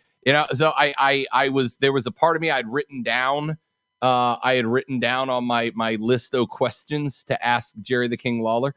I had written down, will you insult me? Just give me a classic Jerry Lawler insult that I can carry with me forever. But then I thought, no, I got to be a professional. I don't want to fanboy too hard. That seems like I'm fanboying too hard. And then he came through in the clutch anyway. And I got the classic Lawler insult on the way out the door. You know what? We can just end the show. Let's just go home. Just play that replay on a loop until 3:00. Well, I'm capable of doing that. So, next time we're in that sort of situation, as the heel of the show, talking about me, next time, just send a question to me. I'll ask it. Yeah. So then you're not fanboying, and it'll look like I'm just trying to insult the host of the show, and then there you go. Good. Listen to you. But you didn't have to do that. You have just been a better writer than WWE has had on staff for like 10 years. So, well done. Well, it is a goal someday. Fair enough. All right. So we got to get out of here because we got to get back on the clock. We're way behind, but it was every bit worth it. Thanks to Jerry the King Lawler. Thanks to everybody over at SC Comic-Con for helping us set that thing up. Tremendous event. Zoe, you are headed over on Saturday, correct? I am. South Carolina Comic-Con is at the Greenville Convention Center from 10 to 6 on Saturday and 11 to 6 on Sunday. Not just Jerry Lawler and a bunch of wrestlers, but also voice actors, movie and TV actors are going to be there, as well as all the artists. And I can tell you, if you can't convince your significant other, if they're into shopping, they should go, because there is stuff to buy there, and it's really, really cool stuff. And if you see me, say hi, and I will put my eyes down and go hi. I'm going to be going over on Sunday, Lonzo. I may very well try to peer pressure you into joining me for day 2 on Sunday. I'm going to go check it out on Sunday. Keegan asked, are all guests going to be there both days? Lonzo, you may know, but I that's the impression I'm getting, Lonzo. To the best of my knowledge, yes. So, yes, I will. Generally, that is the case and has been the case in the past. So I believe it's the same this year. I will tell you that I am willing to pay copious amounts of money to meet Jake the Snake Roberts. I am very much looking forward to that. Jerry the King Lawler will be there. Darby Allin from AEW will be there as well. Lex Luger, yes, that Lex Luger will be there as well. So if you're a wrestling fan, it is big for you. If you are a comic book or anime fan, it is big for you. Who is it? I think Austin St. John, the old Red Ranger, is going to be there as well. There are going to be a ton of folks that are, if you are a nerd or dork like Zoe and I are and have been, this is a tremendous event. It's at the Greenville Convention Center, 10 to 6 on Saturday, 11 to 6 on Sunday. Zoe will be there Saturday. I will be there Sunday. I am going to try to peer pressure Zoe into joining me on Sunday as well. But make sure you check out SC Comic Con. Thanks to the folks from SC Comic Con for helping set that up. Thanks to Jerry the King Lawler for jumping on and spending far more time than we had any right to demand of him on the air with us. Let's take a break. Back after this on the Rob Brown Show. It's ESPN Upstate. Georgia.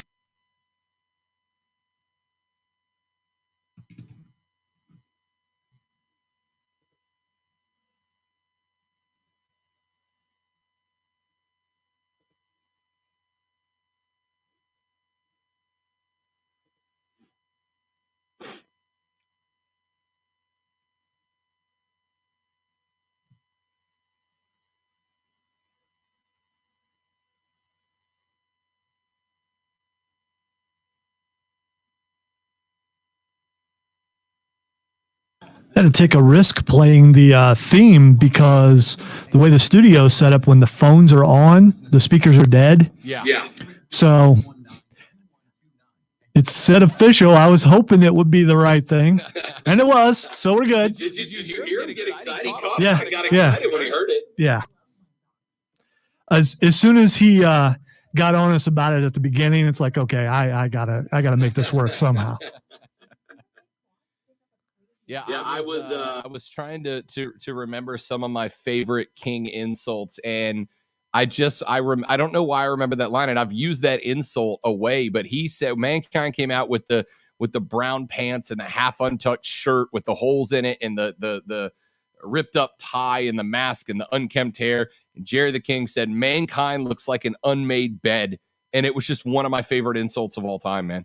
So I'm like, oh God, I hope he says something about me. Yeah, he's been relegated to pre-shows mostly, and when you watch on there, you wait, because you know he's going to throw one in there every once in a while, or if he comes out as guest commentator, you know he's going to throw something in, and it's like, okay, what's he going to say this time? And the fact that he saves them all and that he has notebooks full of them, that's really cool, and that's something that would be valuable someday, especially the one with Stone Cold's blood on it. Oh, man.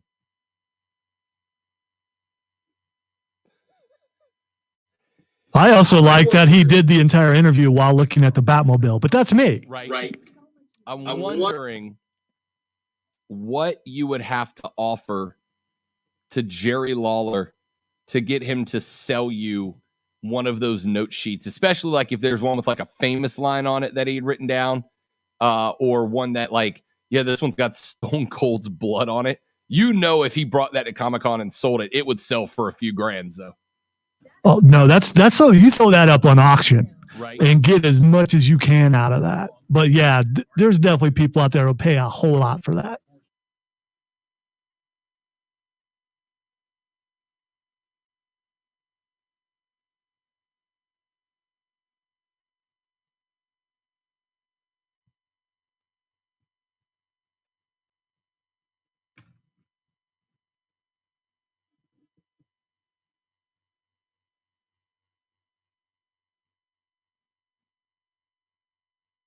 There's just another person to add to my list when I'm watching TV going, I interviewed that guy. I interviewed that guy. I interviewed her. That's just the coolest thing ever because, back in the day when I barely spoke in class, no one would ever thought I'd have the opportunity to do this. And radio it's so awesome.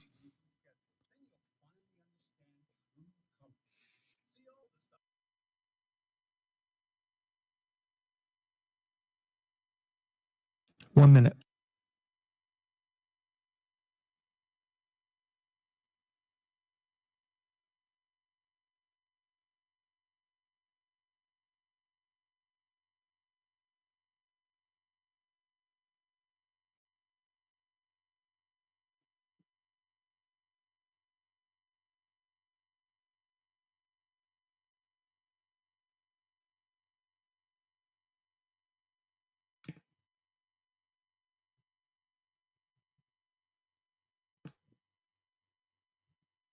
$30 seconds.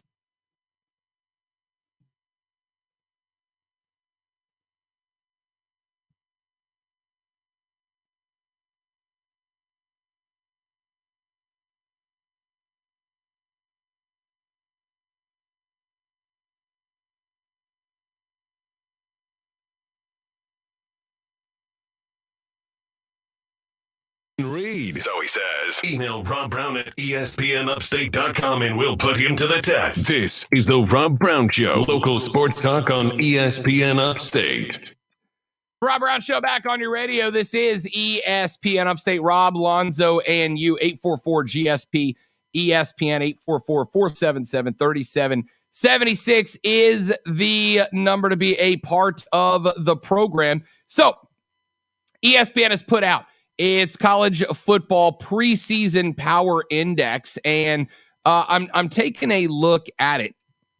They have got South Carolina. Listen to these teams, Lonzo, that South Carolina ranks, according to ESPN, behind. Now, they've got South Carolina going 4.5 and 7.5 in the record, meaning that they expect them to win either 4 games or 5 games. So to go 8-4 or 5-7, or 4-8 or 5-7. Here are the teams they have the Gamecocks ranked behind. They have them behind Tulsa, Houston, Liberty, Buffalo. They have them behind UAB. They have them behind Toledo, Troy. They have them behind Ball State. They have them behind Memphis. They have them behind Appalachian State. And they have them behind the Coastal Carolina Chanticleers. Now, that's not to say that South Carolina are the only ones struggling in that spot.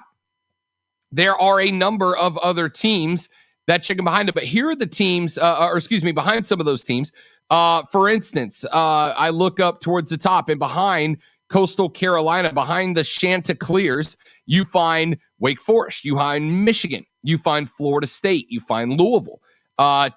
Tennessee is behind those teams. So is Baylor. So is Minnesota, Purdue, Pitt, Boston College, Maryland, Michigan State is behind most of those teams. Stanford, Washington, UCLA, BYU, all behind or mixed in with the rest of those teams. But they have got South Carolina, Lonzo, projected to come in with either 4 or 5 wins this upcoming season. I have asked the question. I asked Mark yesterday on his show when I was filling in for the last hour. I'll ask you the same thing, Lonzo. I am optimistic about South Carolina. I am looking down the schedule that they have got lined up. They opened up with Eastern Illinois. They are at Eastern Carolina. They got Georgia and Kentucky in back-to-back SEC games before they take Troy into Columbia.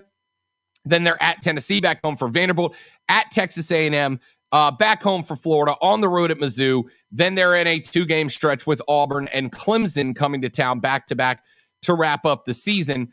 Zoe, I will ask you this question. South Carolina, according to ESPN, looking at best a 5-win season. Can the Gamecocks do enough to be bowl eligible and rocket themselves at least up above Coastal Carolina on the Football Power Index rankings?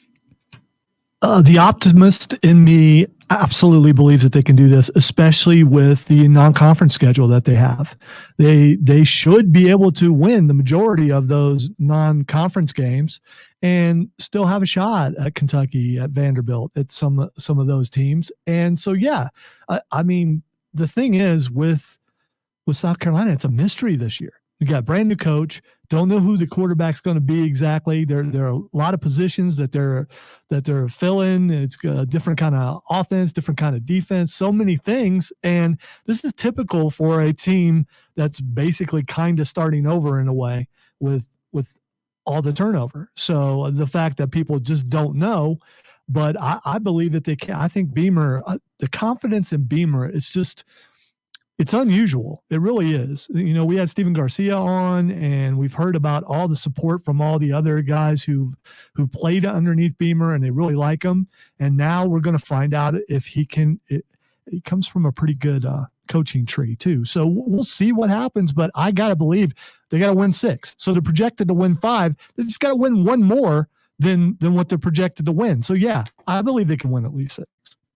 So I compared this to, as I was talking to a Gamecock friend of mine last night, I compared this to, Zoe and I play video games. I don't think that's going to come as a shock to anybody. And I do play a lot of sports games, Madden. I'm excited about NCAA coming back, etc. And one of the things, as a matter of fact, Zoe, as we speak, I'm downloading MLB The Show, which will be available this weekend. And you better believe that next week your boy will be starting up his franchise. I love playing franchise mode. I haven't played a baseball game in forever, but I know that it's coming on Game Pass, and I'd be willing to download it just to play you. Oh, yeah. Even though I'm not into baseball, and just to make people mad, I want to play as the Braves. I guess that means we'll be live streaming a couple of games here and there, no doubt about it. I'm fine with that. One of the things that I love to do when I play sports games is to set up a franchise, right? And setting up a franchise gives you a lot of control. It gives you can determine how it is that you want your program to look, how you want your program to run, et cetera, et cetera. You can do your own recruiting, et cetera, et cetera. It's just kind of a fun way to have a little fun with the game. And what I'm throwing at this is that every time you start up a new franchise, right? Every time you start up a new franchise, you got a new coach, you got to recruit players, yada, yada, yada. It's just kind of a reset button.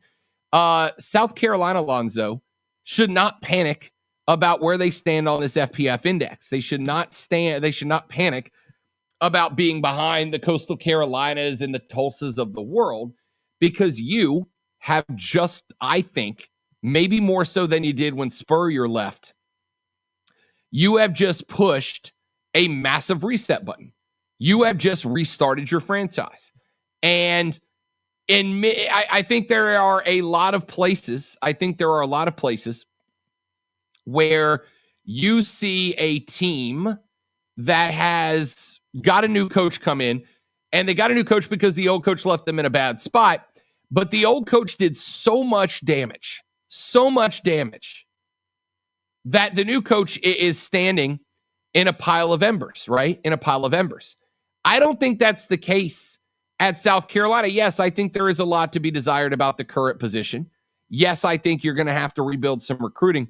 But it wasn't like Will Muschamp burned it down on the way out the door. The comparison I've made a number of times, though, is where Florida State stood when Jimbo Fisher left to go to Texas A&M.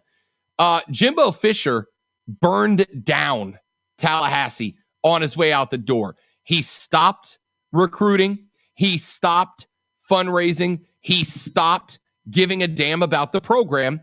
And you can see it in the fact that FSU is still, they've been rebuilding for a while and really don't have a ton to show about it unless Mike Norvell turns out to be the guy. The difference to me, Lonzo, Will Muschamp wasn't trying to burn it down on his way out, right? Will Muschamp was trying. Will Muschamp was trying to recruit. Maybe he wasn't recruiting how you wanted, but he was trying to recruit. Will Muschamp was trying to fundraise. He was trying to get the boosters excited. He was trying, which means that this is just a franchise reboot for South Carolina. I don't think that they need to worry about where you stand on the football power index. I think you need to focus on how to climb up. And I think Shane Beamer so far has been pushing all the right buttons to make that happen, Lonzo.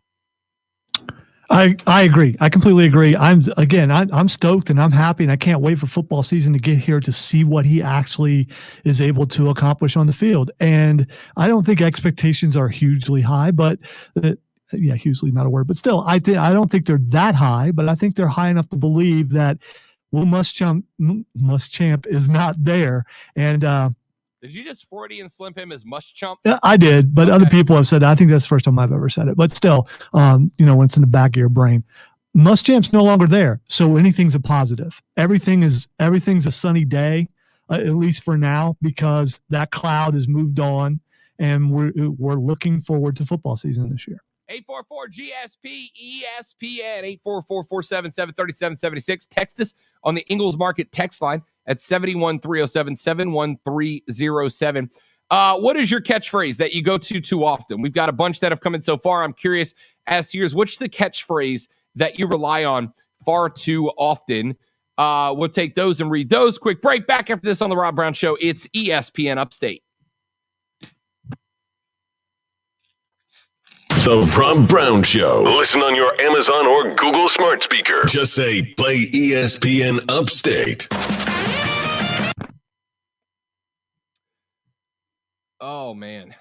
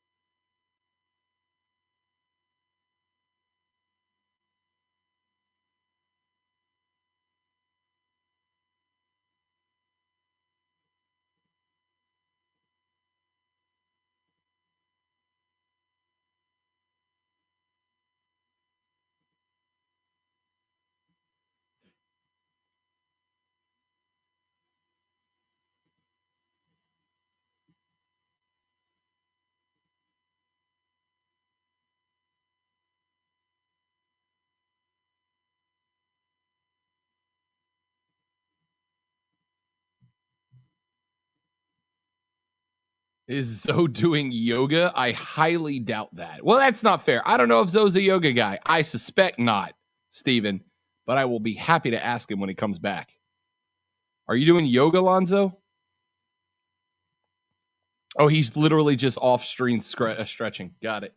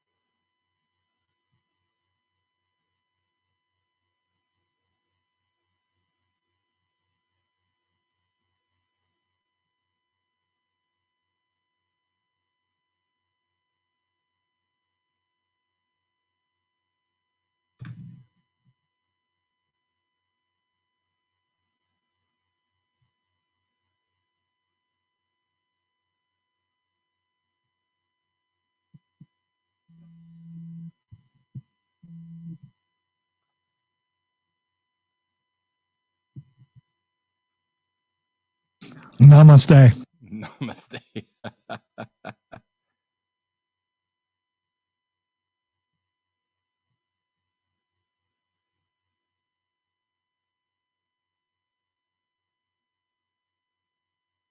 I had to put my hair down because sometimes I forget that I just have like, there's no separation between head and neck. It's just really big sometimes, and it bothers me. I mean, you were pulling off the backwards lock cap for a minute there. It's a good look. Shirt doesn't work with it. Like I said, need to get the beard back a little bit fuller so we have some separation. And then I'm good. All right, come back. Opinions wanted. Well, opinions are like, we'll say, everybody has one. Call 844-GSP-ESPN. Local sports talk on The Rob Brown Show on ESPN Upstate. The Rob Brown Show back on your radio. It's ESPN Upstate wrapping up hour number 2 of the show. If you missed it, Jerry the King Lawler stopped by a little earlier. We will have the interview posted on our social media here in just a little while. If you missed that interview, you can go back. Really good conversation. Told us some stories of his wrestling days, talked a little bit about his insight on the business. We'll have that interview posted for you on our social media coming up in just a little while. In the next hour of the radio broadcast, we talked a little South Carolina Gamecock college football. We'll do the same for Clemson coming up, and some recently developing news in the NFL. Lonzo, Mac Jones, up until literally today, Mac Jones was the Vegas odds-on favorite to end up as the number 3 pick overall to the San Francisco 49ers. But a little controversy online has taken place. Justin Fields at the same time held a second pro day, which by all accounts went really, really well for him. And now we might see this whole thing flipped on its head because Vegas has now shifted Justin Fields to be the odds-on favorite to go number 3 for the San Francisco 49ers.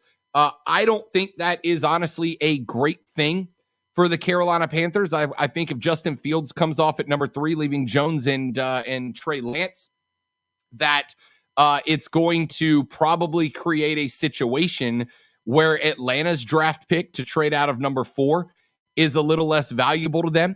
I think it is going to make Detroit and Cincinnati and Miami reconsider a quarterback if any one of them were interested in Justin Fields. It will also make it more or less likely that anybody will be looking to trade up.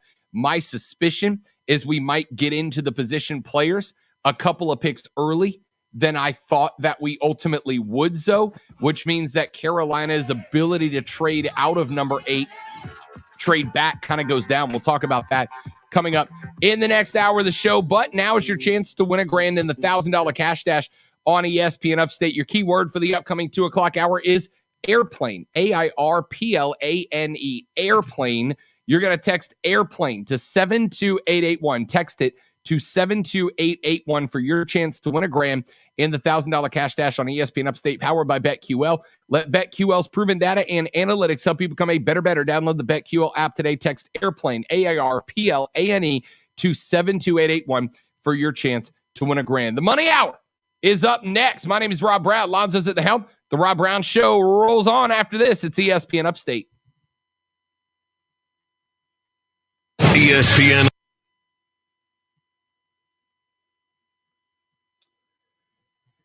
Oh, my man Lou Dog is watching us. Hi, Lou. My nephew's watching. Hey, buddy. Miss you, pal. I can't hear you when you talk. So after the show's over, I'll call you and we'll talk, Lou. How's that sound, buddy? You know, I have that problem every weekend when my granddaughter is yelling my name, and apparently until I say hello to Silver, she will not be quiet.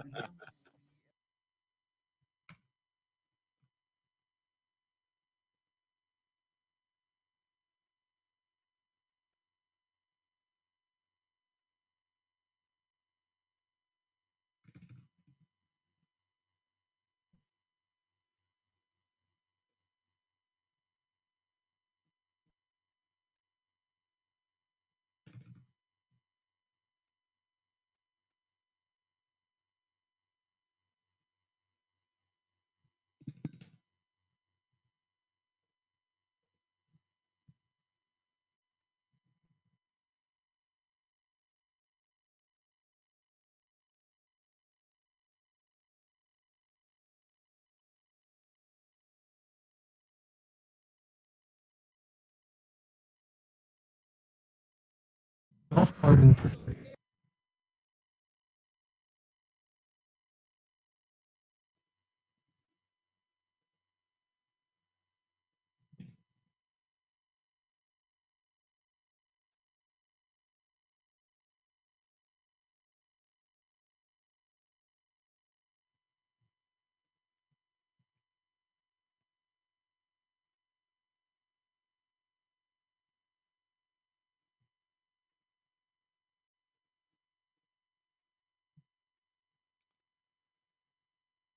So riddle me this, man.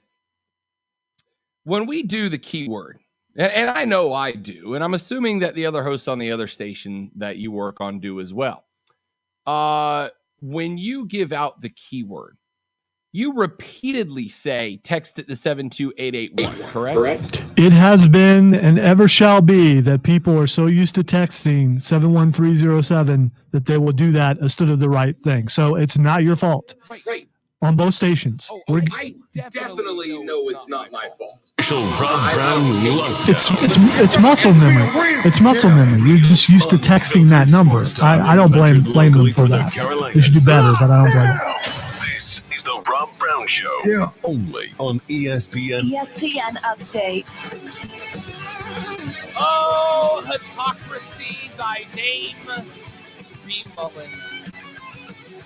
Florida Gator head coach Dan Mullen doing an interview earlier this morning on 1010XL down in Jacksonville, Florida. And he was asked the question about the NCAA's new transfer rule. We told you a little bit about it yesterday. You guys got a little worked up. We had some like 35 messages come in about that transfer rule. Well, Dan Mullen was asked about the transfer rule, and he said, Lonzo, and I quote, "Look at Kyle Trask, Kyle Pitts, and Kadarius Toney, guys that developed a little later. Under the new rule, are they going to stick it out or go somewhere else?" Quote, end quote, from Dan Mullen on the transfer rule, the head coach of the University of Florida. And I thought to myself, Lonzo, well, I understand it. He's from the same camp as Zoe and Mark, doesn't like the transfer rule. I disagree, but I respect it. But then I thought to myself, I said, wait a minute here. I know I've heard Dan Mullen's name connected to the transfer market once already. I know he has been connected to the transfer market once already. And then I remembered that it was nary 6 months ago when former five-star running back recruit DeMarcus Bowman transferred out of Clemson and over to the University of Florida. He's a Lakeland, Florida native, and he had decided to transfer after his both of his grandfathers passed away in recent months. He said, quote, "The only reason I came to Clemson is so my mother's dad could watch me play. He stayed in Atlanta, but he passed away, and that really hurt me. He was my closest family to me up there, and I just didn't feel comfortable anymore. I wanted to go to a school closer to home." He said that Clemson was a, quote, "great program," end quote, but it just wasn't the right fit for him. Bowman had joined the Tigers in the 2020 recruiting class as a five-star prospect. He was the number 20 overall player in the class and the third best rusher, according to 24/7 Sports. Played a positive but reserve role in Clemson's first two games of the season. Carried 9 times for 32 yards. Had been recruited by Florida. Said the Gators were already high on his list. And then after accepting a scholarship to Clemson to be close to his grandfathers who lived in the ATL when he lost them, he said, "Florida has been close to home, and I have always been a Florida fan, and they always have been a major factor growing up. We had a pipeline from Lakeland High School long before I was there. I just felt it was closer to home and to have a former high school teammates I played with, and it's always been a dream school," end quote. Now, if Bowman transferred this year, then he would have been, or before this rule went into place, he would have been eligible. I do not know his availability for the Florida Gators this season. I suspect he will probably appeal to be eligible under the new rule to be able to play this year. But the reason I bring this up, Zoe, is not to talk about DeMarcus Bowman. The reason I bring this up is I find it hilarious that Dan Mullen was more than happy to welcome a transfer player into his program who was a five-star prospect who was one of the top 3 running backs in the country on the recruiting board the year before that, and a guy who had already committed and signed that scholarship to play elsewhere. He was happy to kick open the doors and welcome DeMarcus Bowman down into Gainesville, but then turns around and goes on a 10-10XL down in the Jayville today to say, oh, it's going to make a mockery of college athletics, and guys aren't going to stick it out. They're just going to go somewhere else. Dano, you've already taken advantage of this rule. I suspect that you will likely be helping Bowman make his case for immediate eligibility so that he can be available to your Gators this year. These are the kind of things that drive me crazy, Lonzo. There's not much that bothers me quite as much as hypocrisy. And so for Dan Mullen to come out and raise hell that this is a bad rule and that it's going to make kids not stick it out before they develop, when he's opening the doors to transfers from other schools he knows will benefit his program, dude, you don't get to criticize it anymore, Dan Mullen. It doesn't look good on him, but this is just a hypothetical. What if the university where he was working at told him this is what you have to say? Maybe he didn't really feel that, but he had to say that beforehand, and now he doesn't have to do that. I mean, did he think we forgot that he just brought in a 5-star transfer? How many people think everyone forgets and don't realize that social media is forever and people really have long memories? How many famous people, oh, they won't remember that. How many politicians? Oh, they won't remember that. I can just change my mind and no one will notice. This is not unusual and it's not a surprise. Hashtag facts. Hashtag facts. Listen, if you are going to accept a transfer, then don't come out and put the transfer market on blast, right? Don't do that. Don't do that. It's one of those things that, we all, I laugh. I laugh every time that I see, say, a politician who goes out and enacts all this legislation to ban whatever thing he wants to ban, and then months later gets caught doing that thing. Dude, nobody was mad at you for doing the thing. In most cases, in many cases. A lot of the stuff they banned, nobody cared. I think it depends on what that thing was. Like, I'm not talking about murder. Yeah. But there are many things that there is legislation about that nobody cares. Nobody cares what you do and how you do it. People aren't mad at you for doing the thing. They're mad at you for trying to stop other people from doing the thing while you're doing the thing. And that's what this is. Dan Mullen is shaming transfers. Oh, well, you don't know if you'll develop later in your career or not, because he doesn't want guys to transfer out of his program. But he is happy to hold the door for the 5-star running backs out of Clemson that want to walk into his building. Just stop. Just stop. I mean, it's not really, Zoe, I don't think this is really a full segment conversation.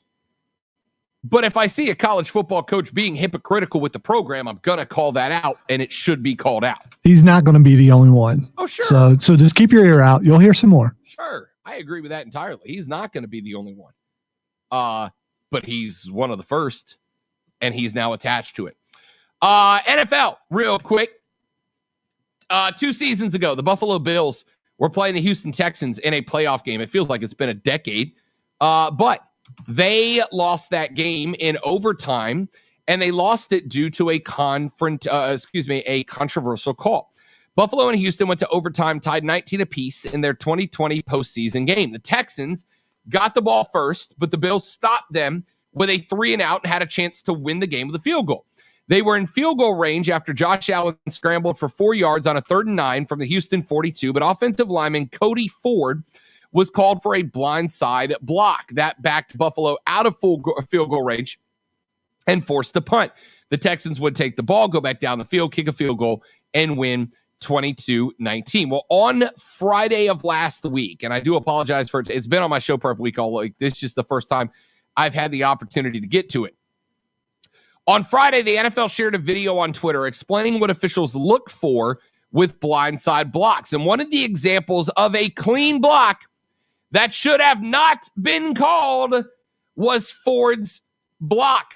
In the video in which they try to explain how to properly not call a blindside block, they put up a video of a block that was called and cost them a game, cost Buffalo a trip to the second round of the playoffs. It was certainly not the most egregious refereeing blunder in an NFL playoff game. I think we all know who still holds that crown. Had no flag been thrown, Stephen Hauschka would have been able to attempt a field goal of around 55 yards. Not a chip shot, not a guarantee the Bills would have won, but they at least have a chance. And the NFL has now confirmed that they should have had a chance to kick it. So I got to tell you, man, at some point, I really hope that the NFL comes to understand, learn, acknowledge that, oops, we got it wrong 2 years ago. Not good enough. Not good enough. Not good enough. I understand officiating football is hard. I've done it at the high school level. It's tough. It's fast. It's quick. It's difficult to keep up with, especially when you got 22 guys to keep an eye on all at the same time and only 4 or 5 guys out there doing it. It's tough. I understand that. But Lonzo, I cannot accept, oops, my bad, in a playoff game of an egregiously incorrect call that was clearly incorrect at the time, and the NFL still goes out and fines people for criticizing officials. Maybe if you guys did that more, you wouldn't have to issue an apology 2 years after the fact to a team that got shafted out of a deeper playoff run. I've noticed a trend the last couple of weeks on this program of you coming at officials, and justifiably so. I get it. But I got to say, out of all the leagues, I think the NFL does it best as far as officiating goes. And do they still make some mistakes? Absolutely they do. And yes, it was pass interference, I will say. And even though you'll just give me that look that you just gave me, dude, that was a while ago. Get over it. So what you're saying is you will never, ever, ever let that go. Ever let that go. No, that will stay with me forever. I appreciate your consistency. Yes, that will stay with me forever. Forever will I call Roger Goodell and referees a clown based on that. Bill Vinovich specifically, not all referees. Let me be abundantly clear. I just want to say, who's Colonel Grudge now? Oh, in this case, you can call me Major Grudge. All right? You can call me 5-star General Grudge. Yeah, let's go with General Grudge. General Grudge is fine with me. But no, I mean, think about it. Think about if you're the Buffalo Bills. Think about it. You hadn't been in the playoffs in years. Tom Brady and the who's that team you used to play for? The Patriots. Tom Brady and the Patriots have dominated your division for years. You finally sneak into the wild card round. You got an opportunity to do something. Josh Allen, your quarterback, a young guy, stepping up, doing great things. You take Deshaun Watson to the limit. You get it down to where all you need to, and a 55-yard field goal. Again, it's not a chip shot, but it's also, I mean, it's not wild for NFL kickers to make 55-yarders with relative consistency. You got a better than not chance of making it. You got all this lined up for you. And to me, Zoe, I think getting flagged for something you didn't do is worse than getting flagged for something that, or getting flagged for something you didn't do is worse than not getting flagged for something that you did or that happened to you, right? Yes, the most egregious no call in all time was the pass interference game that cost the Saints the opportunity to go to Super Bowl. And by the way, Lonzo, and robbed you of seeing Drew Brees beat Tom Brady in a Super Bowl, which would have been ammunition for you for the rest of your life. But instead, you got to go see Jared Goff get blanked. Hooray! And why? Why? Zoe, I always make fun of people who believe in conspiracy theories. You ready for mine? Here's my one conspiracy theory in sports that I believe is true. That was the LA Rams' first go of it. Roger Goodell who had pushed every button and pulled every string to get a team in Los Angeles, wanted a team from Los Angeles in the Super Bowl. He does not like the Saints. It's been made abundantly clear to me. So the referees were told, this is the one time I am not uncomfortable in saying, I think that game was fixed. I genuinely think that game was fixed. Roger Goodell wanted an LA team in the Super Bowl. They officiated it to try to get that LA team in the Super Bowl. They realized that if the Saints got that pass completed on the sideline, the Saints had that game won, and that was all they could do. That was all they could do, was let that go and go, oops, our bad. They have never addressed it. They have never apologized for it. They have and not that you could do anything, because nothing short of go back and let us play and re-win that game wouldn't matter. But the point that I'm making is I understand how ticked off this must make a Buffalo Bills fan. I've been waiting for an opportunity, and as you know, I'm in for the long haul with a lot of things. Rob, what is your hat size? Are you going to make me a tinfoil hat? Yes. I will take it. And every time we bring up the no call, I will gladly put it on. Would you prefer a Batman cowl or a unicorn? Let's go full cone head. Just like full cone head. All right. There's a couple of people whose heads in the building I could use to fashion it around, and it'll work. So, okay, I'll do that for you. The point of all this is NFL. Maybe. Just maybe. I don't know, just maybe, come up with a system that allows you to recognize egregiously incorrect calls in real time and fix them on the field. How about that? How shocking of a concept. Maybe instead of apologizing to the Buffalo Bills 2 years late from taking away their opportunity for a deeper run, maybe, just maybe, the thought should be, hey, what if we had a system in play where when one of these egregious calls takes place on the field, we just have a guy who goes, overturn that call because it's not correct. They try the field goal here. Or, you missed the call. That was pass interference, 15 yards, Saints first down deep inside inside Rams territory.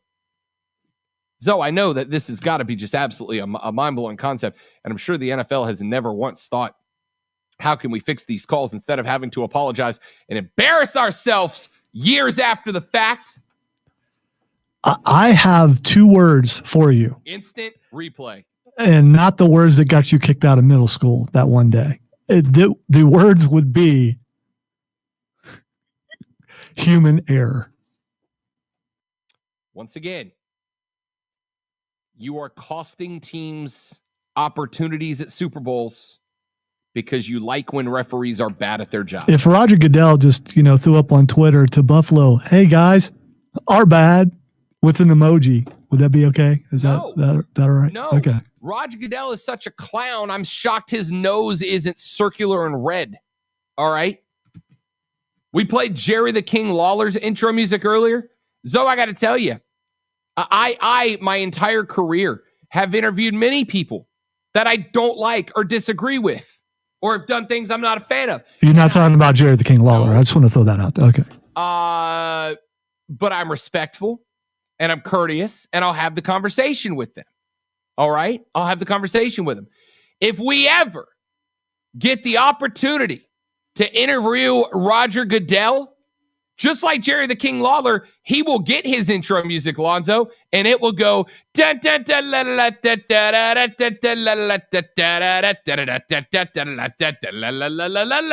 because he's a clown. When that happens on that day, I will delegate that somebody else produce the show. I will produce it my damn self. I don't want to be a part of the backlash. I will listen, though. I'll make sure I listen. It will be the shortest interview Roger Goodell's ever done. Ladies and gentlemen, on the phone line now, Roger Goodell. Click. Thanks for the time, commish. I hope you get my point. Quick break. Rob Lonzo, the Rob Brown Show's on your radio. It's ESPN Upstate. Golf cart. Yep. The Rob Brown Show. Listen on your phone everywhere on the radio.com app. Download the app and make ESPN Upstate a favorite for 24/7 real, unfiltered sports talk. Oh, the weather outside is calling you to play golf. And the best deal for golfers is back and better than ever. 9 premier Upstate golf courses on the 2021 Upstate Golf Card for just 99 smackaroos. That's over $450 worth of golf for just $99, over a 75% discount. Yes, that does, math nerd, work out to you playing less than $1 a hole to go play the Preserve at Verde and Pebble Creek and Legacy Pines and the Rock Golf Club and Resort in Carolina Springs and Willow Creek and Links of Trine and Rolling Green Golf Club, and new this year, the club at Brookstone. You're getting greens fees at every one of those courses for just $99. That's less than $15 around, less than $1 a hole. Check out the website at upstategolfcard.com or follow them on the social media to get all the details. Facebook and Instagram, both at Upstate Golf Card. But check out the website, upstategolfcard.com. Get yours now. It's a great Father's Day present. It's a great bring your favorite sports talk radio show host golfing present. I'm just saying. Upstategolfcard.com. It's upstategolfcard.com. AutomotiveMap.com.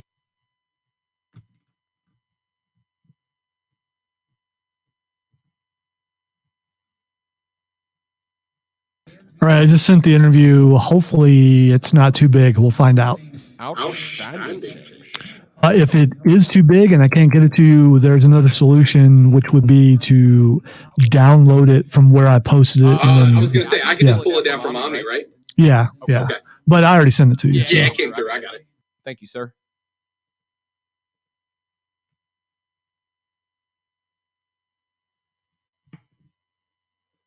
Let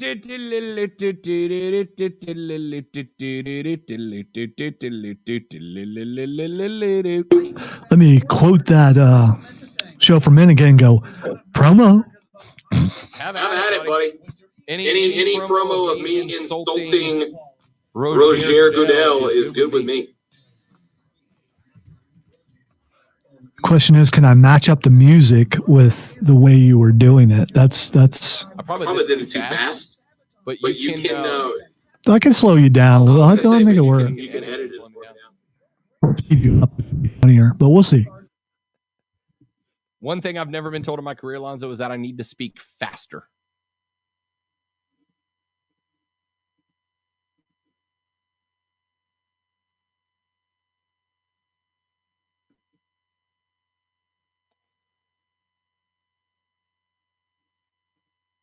I was told early on in the radio career, you need to slow down. It's like, okay. And it has to do with how fast people talk in Ohio, apparently. Yeah. And then I go back home and I can still follow. So that's, that's pleasing. Even though I haven't been back home in a long time. Because I'm always working. Or there's also the getting sick every time I go through the mountains. I wish there was a way to go around. I guess there is a way to go around the mountains. Maybe go down to the beach and go that way and then go past the mountains and then come back over. But, probably like an extra 5 or 6 hours.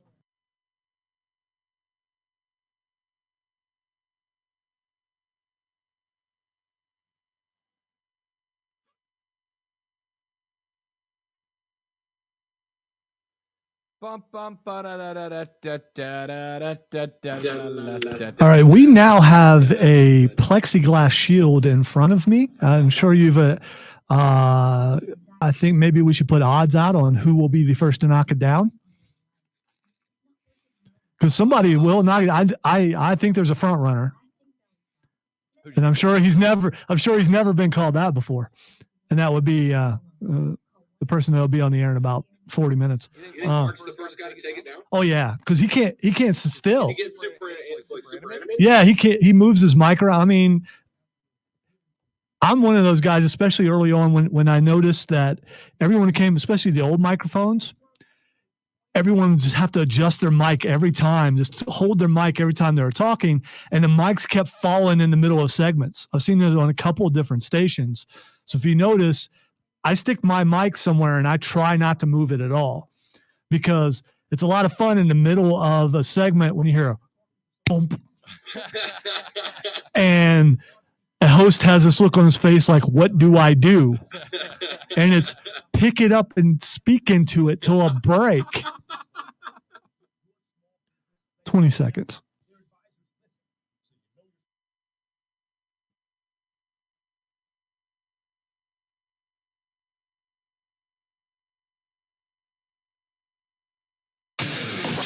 Text us anytime at 71307. Use keyword ESPN followed by your comment. Local sports talk on the Rob Brown Show on ESPN Upstate. I have made a grave mistake, Lonzo.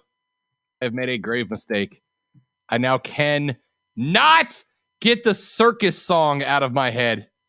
The whole break, it just kept repeating over and over. And the worst part, no words to that song. And nobody knows any of the sounds of that song. See, I wish. First little phrase. I wish that I could let you hear the bumper that I'm playing right now, which would get that music out of your head. I will tell you it's Alice in Chains' Man in the Box. I'm the man in the box. Good tune. Good tune. Yes, I wish that would have been something I could hear. Yeah, rub my face and spit or something like that. There you go. This weekend, we have got a phenomenal weekend in sports upcoming. Major League Soccer will get its kickoff going tomorrow, as a matter of fact, over in the MLS. Game number 1 gets itself underway. USL League 1 has got some kickoffs as well. New England Revolution 2 will take on Richmond at 5 o'clock. South Georgia Tormenta FC takes on Fort Lauderdale at 7. Both of those games on ESPN Plus. Very excited about that one. And Austin FC, Austin FC, we mentioned them yesterday. We had Matthew McConaughey, all right, talking about his club. MLS will welcome Austin FC at 6 o'clock. Montreal and Toronto at 2. Orlando City v. Atlanta in what has developed into a nice little rivalry game in the MLS. That'll be at 3 o'clock. LAFC will play the first game at Austin at 6 o'clock. DC United up at New York City FC Dallas at the Rapids of Colorado. The New York Red Bulls taking on Sporting Kansas City at 8 at 8:30. Chicago Fire and the Revolution of New England at 8:30. And then Nashville SC. Remember, Nashville SC got locked out of the MLS's back tournament last year because of COVID issues. It was a while before they could get going. So they are looking to have a much better year this year. They will kick it off against FC Cincinnati at 8:30. So MLS is back, and it's not tournament form this time. MLS makes its way back this weekend with a full schedule. We are back to regular season soccer, which I could not be more excited about. Baseball, Hot Atlanta, the Bravos, coming off of a walk-off Dansby Swanson dub yesterday. He had a little blooper with the bases loaded in the bottom of the 9th to prevent Miami from sweeping a 4-game series away from Atlanta. Miami would go 3-1 against the Braves at Truist Park, but Atlanta stole the last one away, looking to get things pointed back in the right direction. The Cubs are in a not-so-great spot right now as well. They are trying to find their way back into the thick of it. Over in the National League, the Braves find themselves just a couple of games, just actually a half a game above the Nationals, out of the cellar in the NL East. Now, the good news right now for the Braves is they are not terribly far out of the lead. The bad news, so the Phillies have 6 wins, the Mets, Marlins, and Braves all have 5. The Nats have 3. The bad news for Atlanta is in the L category. They have the most losses in the NL East as it stands right now. The Mets have only lost 3 games so far, 4-1 at home, 1-2 on the road. The Phillies are at 500 at 6-6. The Marlins have 1 less loss than Atlanta. That was a huge series for Miami in that, taking 3. They were 2-6 coming into that series. Now they're 5-7, and they have gotten a half-game leg up on Atlanta. Over in the NL Central, the Cubs are 5-7 right now. They find themselves in 4th place in the NL Central, but they're kind of in the same situation. They are only 2 games back right now of the Cardinals, who are in second, a two-way tie with a 7-5 record for both the Brewers and the Reds. And over in the NLS, the pace setters right now, the LA Dodgers, 11-2 on the year. They are undefeated, 6-0 at home. They are 5-2 on the road. They got a series coming up against the 9-5 Padres right now, who find themselves in third in the NL West. But that's only because they've played more games than the second place Dodgers, who are 8-4. Over in the American League, the AL East right now, the Red Sox. How about Bowtown? Bean City, 9-4, leading the East. They find themselves up on the 6-7 Jays and the 5-7 Yankees. A lot of folks were ready to go ahead and hand. We got a lot of baseball left to play, obviously, but folks were ready to hand the pennant over to the Yankees.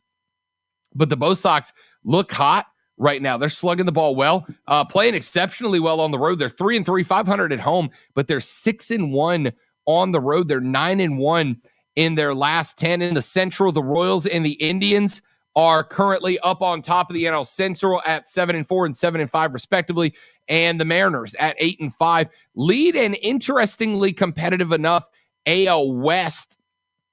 The Mariners are 8-5, the Angels 7-5, the Astros 6-6, the A's 6-7, the Rangers 6-7. So a little standings update for you in Major League Baseball. Let's take a break. We'll come back here in just a minute, and when we do, talk a little television ratings. The Masters up from the 2020 season, but down from the 2019 and 2018 Masters. I want to extrapolate that and see if we can notice a trend that football and basketball have been hammered for. Is golf going to suffer the same way, or is there some more that we need to look at? We'll talk about that next on the Rob Brown Show and ESPN Upstate. You ready? Get that texting finger. I think we found the solution, Lonzo. I think we found the solution to the earworm problem. I don't think the solution is to hear the song that you can't get out of your head. I think it is to actively think, not listen to, but think about another catchy song. Because once you said Man in the Box, the Circus song immediately left. And now I just have Alice in Chains stuck on the stereo in my mind. You're welcome. I'm going to pee now. Okay, bye.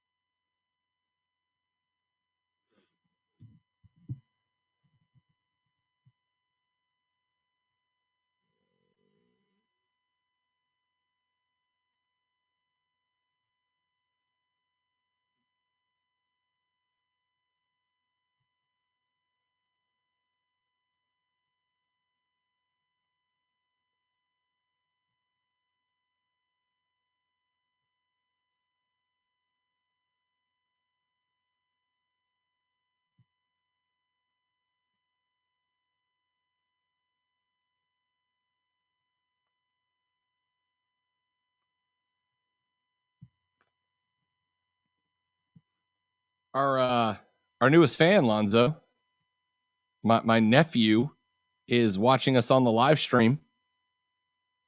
Kind of excited about that.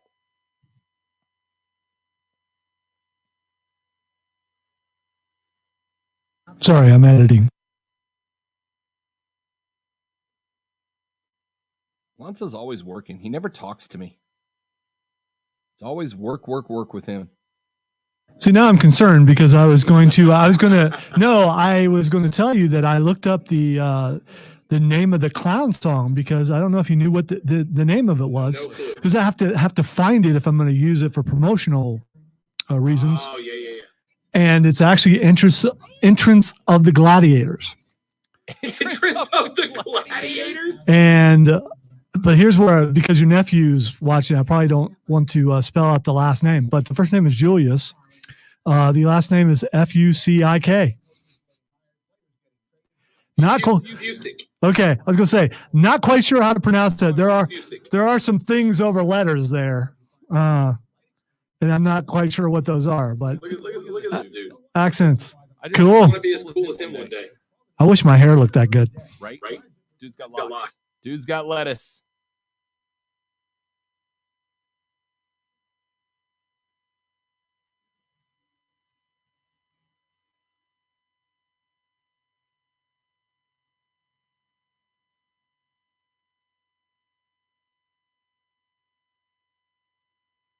One minute, and you have a Harley Davidson in the last break.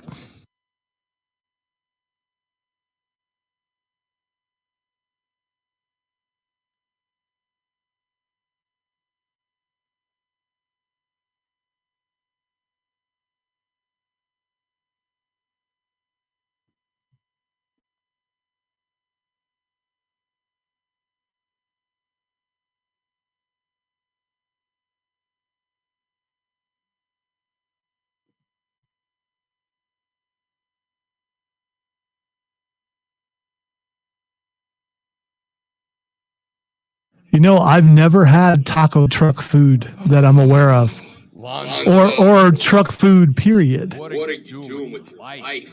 I've never been in a place where it was available. Dude, it's available everywhere. Like, There's one literally 2 minutes down the street from me. It's a taco truck. yeah, well, Pleasantburg.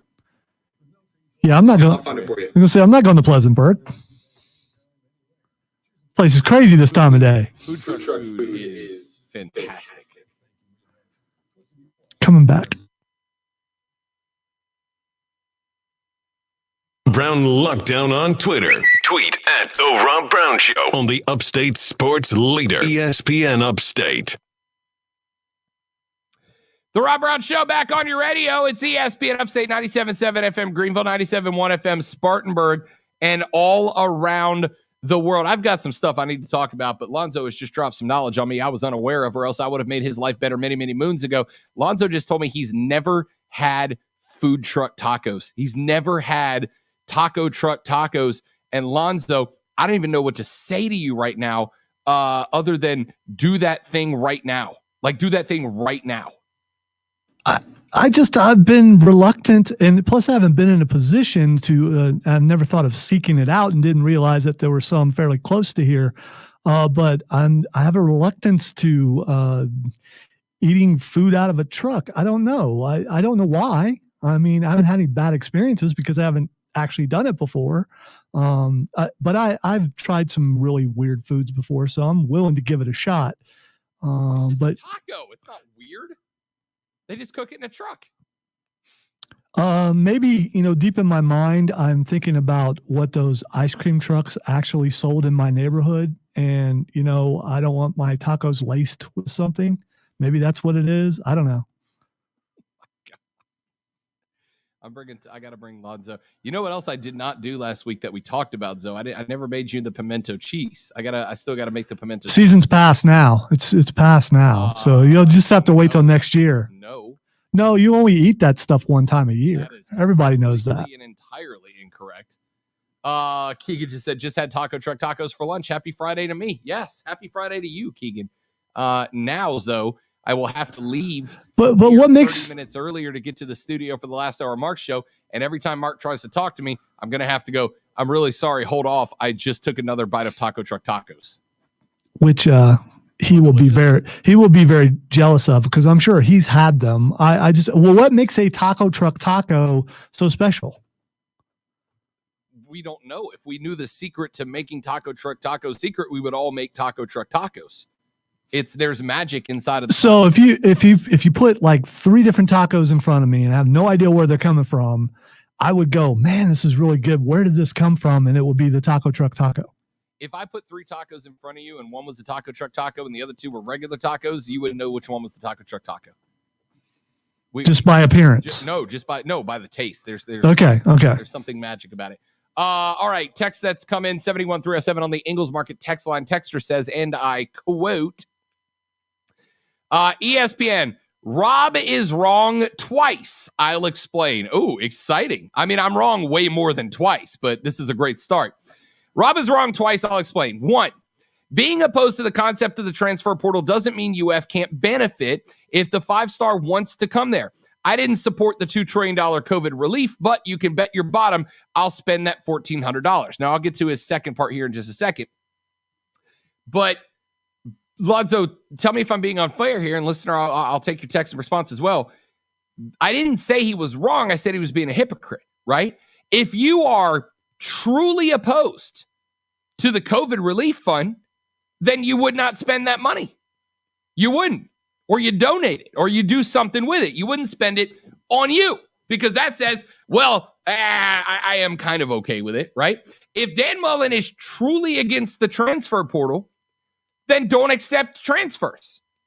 Saying that I am happy to benefit from a thing means you're in favor of that thing. You're utilizing it to benefit you. You are at least some small percentage approving of its existence. If you are not approving of its existence, then you wouldn't do it. That's my argument. That's where I come. Is that unfair, Lonzo, or does the guy have a point, or gal have a point? It's not unfair. And if you are against taking that money, which, I'm against it, but I will take your share if you want to give it to somebody. So you're not totally against And I still would go, man, this is a bad idea, but let me help the economy by going out and spending it. You can politic your way around it. Let me approving of it. Let me put it back in circulation. Let me help the little guy out. Yeah, you can circle around it. You're still approving it. And the number two thing I'm wrong on, ESPN, the ref in the sky would still be a ref. If the fix is in, he won't press that buzzer. Third-party company who is signing that check, end quote. I'm going to tell you this. The thing that the NFL, and I made the same argument about Major League Baseball earlier in the week. The thing about it is you have to collectively bargain to have a non-official, or at least an official that does not have a relationship with the refs on the field, who is not afraid to slam the buzzer. Or else you end up having what happened with Alec Baum and the Phillies this past weekend when they beat the Braves on a play where Alec Baum never touched the plate. You have an official in the sky who is afraid to, or doesn't want to, compromise the integrity of the guys on the field. Here's the thing. I made this point, and I'll make it again. None of us would carry on the names of officials like Bill Vinovich, the guy who was the head ref when the Saints got screwed against the Rams years ago. None of us would know the names of a ref who made a bad call, and then the call was overturned and ruled correctly on the field. We would all forget the name of that ref. And at the end of the day, the best referees are the ones who you never learn their name. You don't know who they are. I'm watching the Braves-Cubs game right now. I have no idea who the hell the umpire is, and that's a good thing. That's a good thing, because if I did know who he was, Angel Hernandez, when he walked on the field, I would go, oh, crap, it's this guy. And somebody brought up the other day. They said, what about Ed Hockley? What about Ron Cherry? We know Ed Hockley from the NFL. We know Ron Cherry from reffing in the ACC for years. We know their names, Rob, and they weren't bad. Right. But you know what they did do? They made the show about them, right? That's why we know Guns Hockley, because Guns Hockley would go. There was no reason, Lonzo, that Ed Hockley needed to wear a Baby Gap referee shirt on the field. All right? Oh, yeah. Oh, yeah, there was. Yeah, it was to show off the muscles. Because you would have done the same thing. Yeah, if I look like Ed Hockley, I'd walk around shirtless all the time. That's true. But the point is, not during a game, right? There's a reason we all know Ron Cherry. It's because Ron Cherry loved to make his hilarious penalty calls. Number 52, offense, giving him the business, which, don't get me wrong, is one of my favorite calls of all time. Got to see that live. Well, on my couch, but still got to see that live, and we'll always remember that. The giving him the business call. Hilarious. It was funny. I'm not arguing or disagreeing with that. But Ron Cherry put on a spectacle so that we would know Ron Cherry was the referee, Ron Cherry. We did that. He did that for a reason. The best ones are the ones whose names you never know. There should be guys in charge of the replay who we don't even know that the ref shouldn't even know who's in the booth. Let's do it that way. There is no contact allowed between the officials in the booth and the officials on the field. They are not allowed to know who's up there. It's a secret. We do remember the what was the show, Lonzo, where they Deal or No Deal? Remember Deal or No Deal when Howie Mandel was doing it? How you had the banker and he was up there behind the glass, but you couldn't see through it, and all you saw was his silhouette getting on the phone to call down and make a deal. We need that exact setup for the referee who's in charge of replay. That way. It's so easy, guys. It's so easy. Quick break. We round out the week up next with Twitter trending topics. I am Rob Brown. Lonzo at the helm. The Rob Brown Show rolls on. This is ESPN Upstate. Harley Davidson. The Rob Brown Show. Listen on your Amazon or Google smart speaker. Just say, play ESPN Upstate. Rob, I hear you talking about Harley all the time, but I just can't afford one, man. Turns out, fake listener, yes, you can, and you can afford one now. Go to the website, upstateharley.com. That's Harley Davidson of Greenville at upstateharley.com. And what you will see right there on the front page, you will see a selection of 2021 bikes that you can jump on right now. They have got some incredible new rides. Sportsters starting at $159. Softails starting at $199 a month. Street glides and road glides starting at $279 a month. But maybe, just maybe, you're not necessarily looking for a brand new Harley. Well, they also have an entire showroom full of over 180 pre-owned Harley Davidsons that you can take a look at right now. And you can get financed right there through Harley. Go get pre-qualified right now. Go to their website, upstateharley.com. There's a big orange button right in the middle. If you are curious as to if you can pick up a Harley, you can talk with them, get pre-qualified on the website, see what you can work out. I'm telling you right now, I've told you this, and I'll tell you again. I have been on the back of a motorcycle for about 5-6 years now. Best decision I've ever made. It will clear your mind. The freedom that is provided to you as you're ripping through the roads of the upstate, it's unlike anything else I've ever done. Check out their website, upstateharley.com. You can see the entire brand new and pre-owned inventory right there on the website. And keep in mind, tomorrow night, Small Town Titans in Blackstone Cherry, a free concert at Upstate Harley, at Harley Davidson of Greenville. Free concert, 30 Chrome Drive, starts at 7 o'clock. No tickets necessary. Food and drinks will be on sale. And while you're there, check out all of the beautiful Harley Davidsons in store. Go to upstateharley.com. Visit them at 30 Chrome Drive. See you at the concert tomorrow, by the way. 30 Chrome Drive in Greenville or upstateharley.com. It's Harley Davidson of Greenville.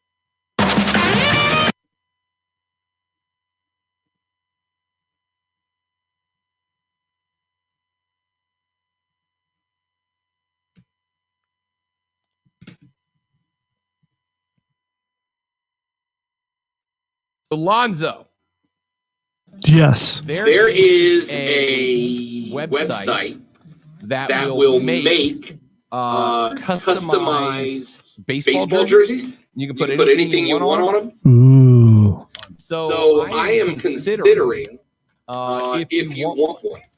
I am considering getting us custom the Rob Brown Show / ESPN Upstate baseball jerseys. That will then feature our name and number of choice on the back. Would you rock one of those if we go out on a remote? I am absolutely down for that. Perfect.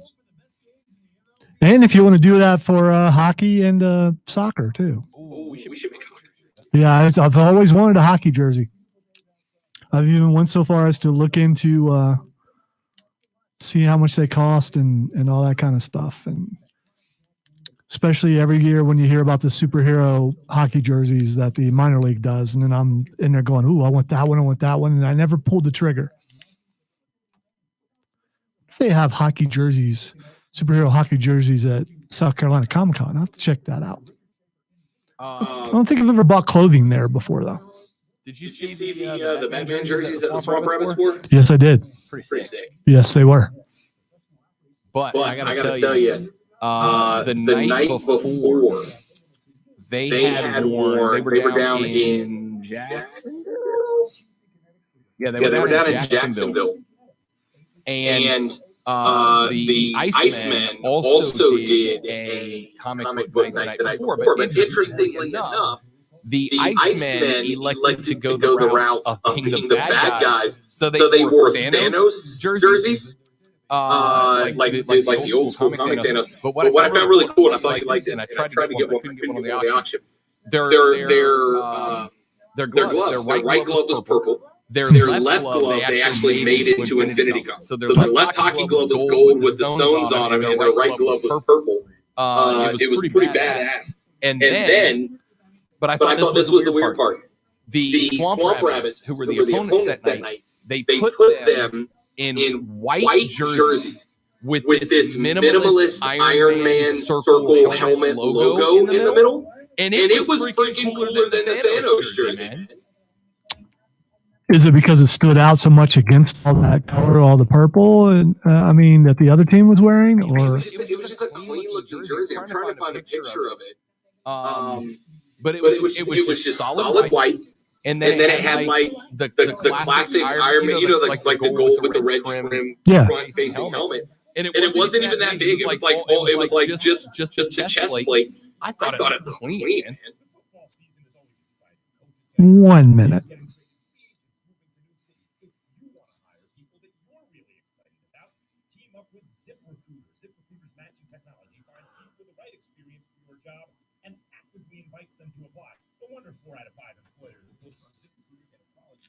Within the first day. To try ZipRecruiter for free, go to this exclusive web address, ZipRecruiter.com/Max. Once again, that's ZipRecruiter.com/MAX. 30 seconds. Have you received your gift from Odyssey yet? I have not checked if it's coming in the last day or two. I got mine yesterday. Yeah. Unfortunately, it came with orange socks. I will not wear orange for any reason. I act like I was going to wear them. My wife said, no, you're not. And which made me want to do it even more. But then this morning I decided, you know what? I'm not wearing orange socks. So I brought them in and gave them to Tim, who is a fan of that team over there that wears orange. And I thought the socks would match with something that he wore. So was not happy with the color choice of the company. But, what can you do? Still don't understand why socks came with it, but, Well, they gave us like three options, dude. You picked the socks. All right, it is time for Twitter Trending Topics, where I will tell Rob what is trending on the internets, and he will tell all of us, regale us with his vast knowledge of said topics. The first one is Dwayne Wade. D. Wade is trending on Twitter right now. I saw it spitting around a little earlier in the show. Dwayne Wade has purchased an ownership stake in the Utah Jazz, and I will support this, Lonzo, with one action, and there was only one acceptable action for Dwayne Wade as a part owner of the Utah Jazz. You know what it is, Lonzo? The first thing Dwayne Wade should do? Get LeBron to come to Utah? No. Oh, okay. Give the New Orleans Pelicans the name Jazz back. All right? That is my longest standing NBA take. There is no reason that Utah remains the Jazz. There is no Jazz in Utah, and there is no city better equipped to carry that name than the Pelicans. The Jazz can call themselves anything they want. They can call themselves the Utah Polygamists. They can call themselves the Utah Prohibitionists. They can call themselves anything that they want, and they're sticking with Jazz. Really? Really? Really? Really? Why not just call yourselves the Arizona Oceanfront Properties? It would make more sense. Give New Orleans the Jazz back. Let them be the New Orleans Jazz, which is their proper name. Stop making us be the Birds. That's the only acceptable course of action for you now, Dwayne Wade. I know you're listening right now. I know, Dwayne, I know you're listening to the show. I know you are. I'm not going to apologize for doing jazz hands on the stream. I wouldn't dare ask you.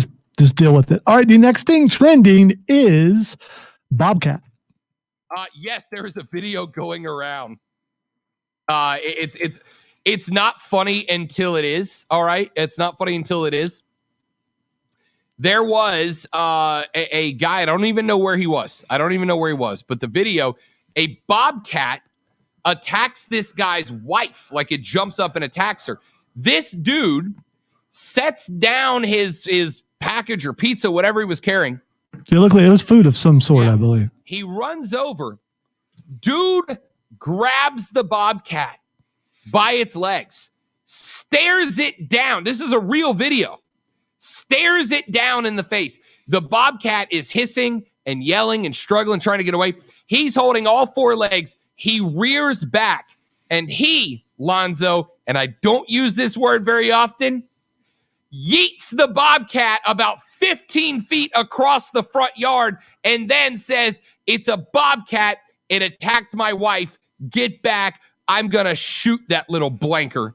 And goes full on John Rambo on this bobcat. It is the craziest damn thing I've ever seen. My dude just picks up and chunks a bobcat like it's a baseball. All right, I saw the video. I didn't hear the audio. Now you can make me. I kept thinking, well, the audio can't be that good. Now you're telling me I'm wrong. I need to go back and listen to the audio. Bobcat back up and attack my wife. I'm gonna shoot that little blanker, and it's like, oh, all right. All right. The next thing. Wait. I have to interrupt, and you'll appreciate why. The Iron Sheik has now tweeted in on the bobcat video. Yes. Bobcat, if I ever see you, I go in to beat the blank out of you, you no good, dumb son of a blank. The Iron Sheik has just laid down the challenge to the bobcat. So that is awesome. I got to say, while watching the video, I thought of Rob Brown with a goose. And if he would handle a goose the same way that dude handled the bobcat. Goose. You're giving it an aerial advantage at that point. You've given the goose the high ground. It will just circle back around and come after. Yeeting a bobcat is the correct decision. Yeeting a goose gives it the head up in the next encounter. I'm going to have to look it up later and find out if I've ever yeeted before because I'm not quite sure. All right, the next thing trending is National Horny Day. First off, ladies and gentlemen, Lonzo brought this up, not me. It's trending. It's trending, and I did it because it's trending. Do you have anything to say about that? All right, we've got today, Mark Ryan. Yeah, there we go. Because I thought of him when I saw that.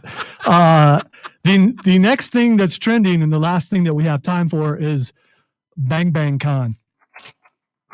First off, Alex Boehm didn't touch the dish. There's only one bang. I think we've established that. I don't know what Bang Bang Con is. It's K-pop. Yeah, me either. But I just saw Bang Bang Con and I thought, Rob Brown. Bang Bang plays require two bangs. One bang is the touch. The other's the tag. There was only one bang. It was a bang play, and bang, he was out. Let's try to win you $1,000 in the $1,000 cash dash on ESPN Upstate. Your keyword for the upcoming hour is bike, B-I-K-E, bike, B-I-K-E. Text that to 72881, 72881 for your chance to win $1,000. Powered by BetQL. BetQL's proven data and analytics help you become a better. Download the BetQL app today. Text BIKE, B-I-K-E, to 72881. That's it for us. Mark Ryan is offsides coming up next. Have a great weekend, everybody. Don't drink and drive. I'll punch you in the face. See you back here Monday to try it all over again on The Rob Brown Show and ESPN Upstate. Later.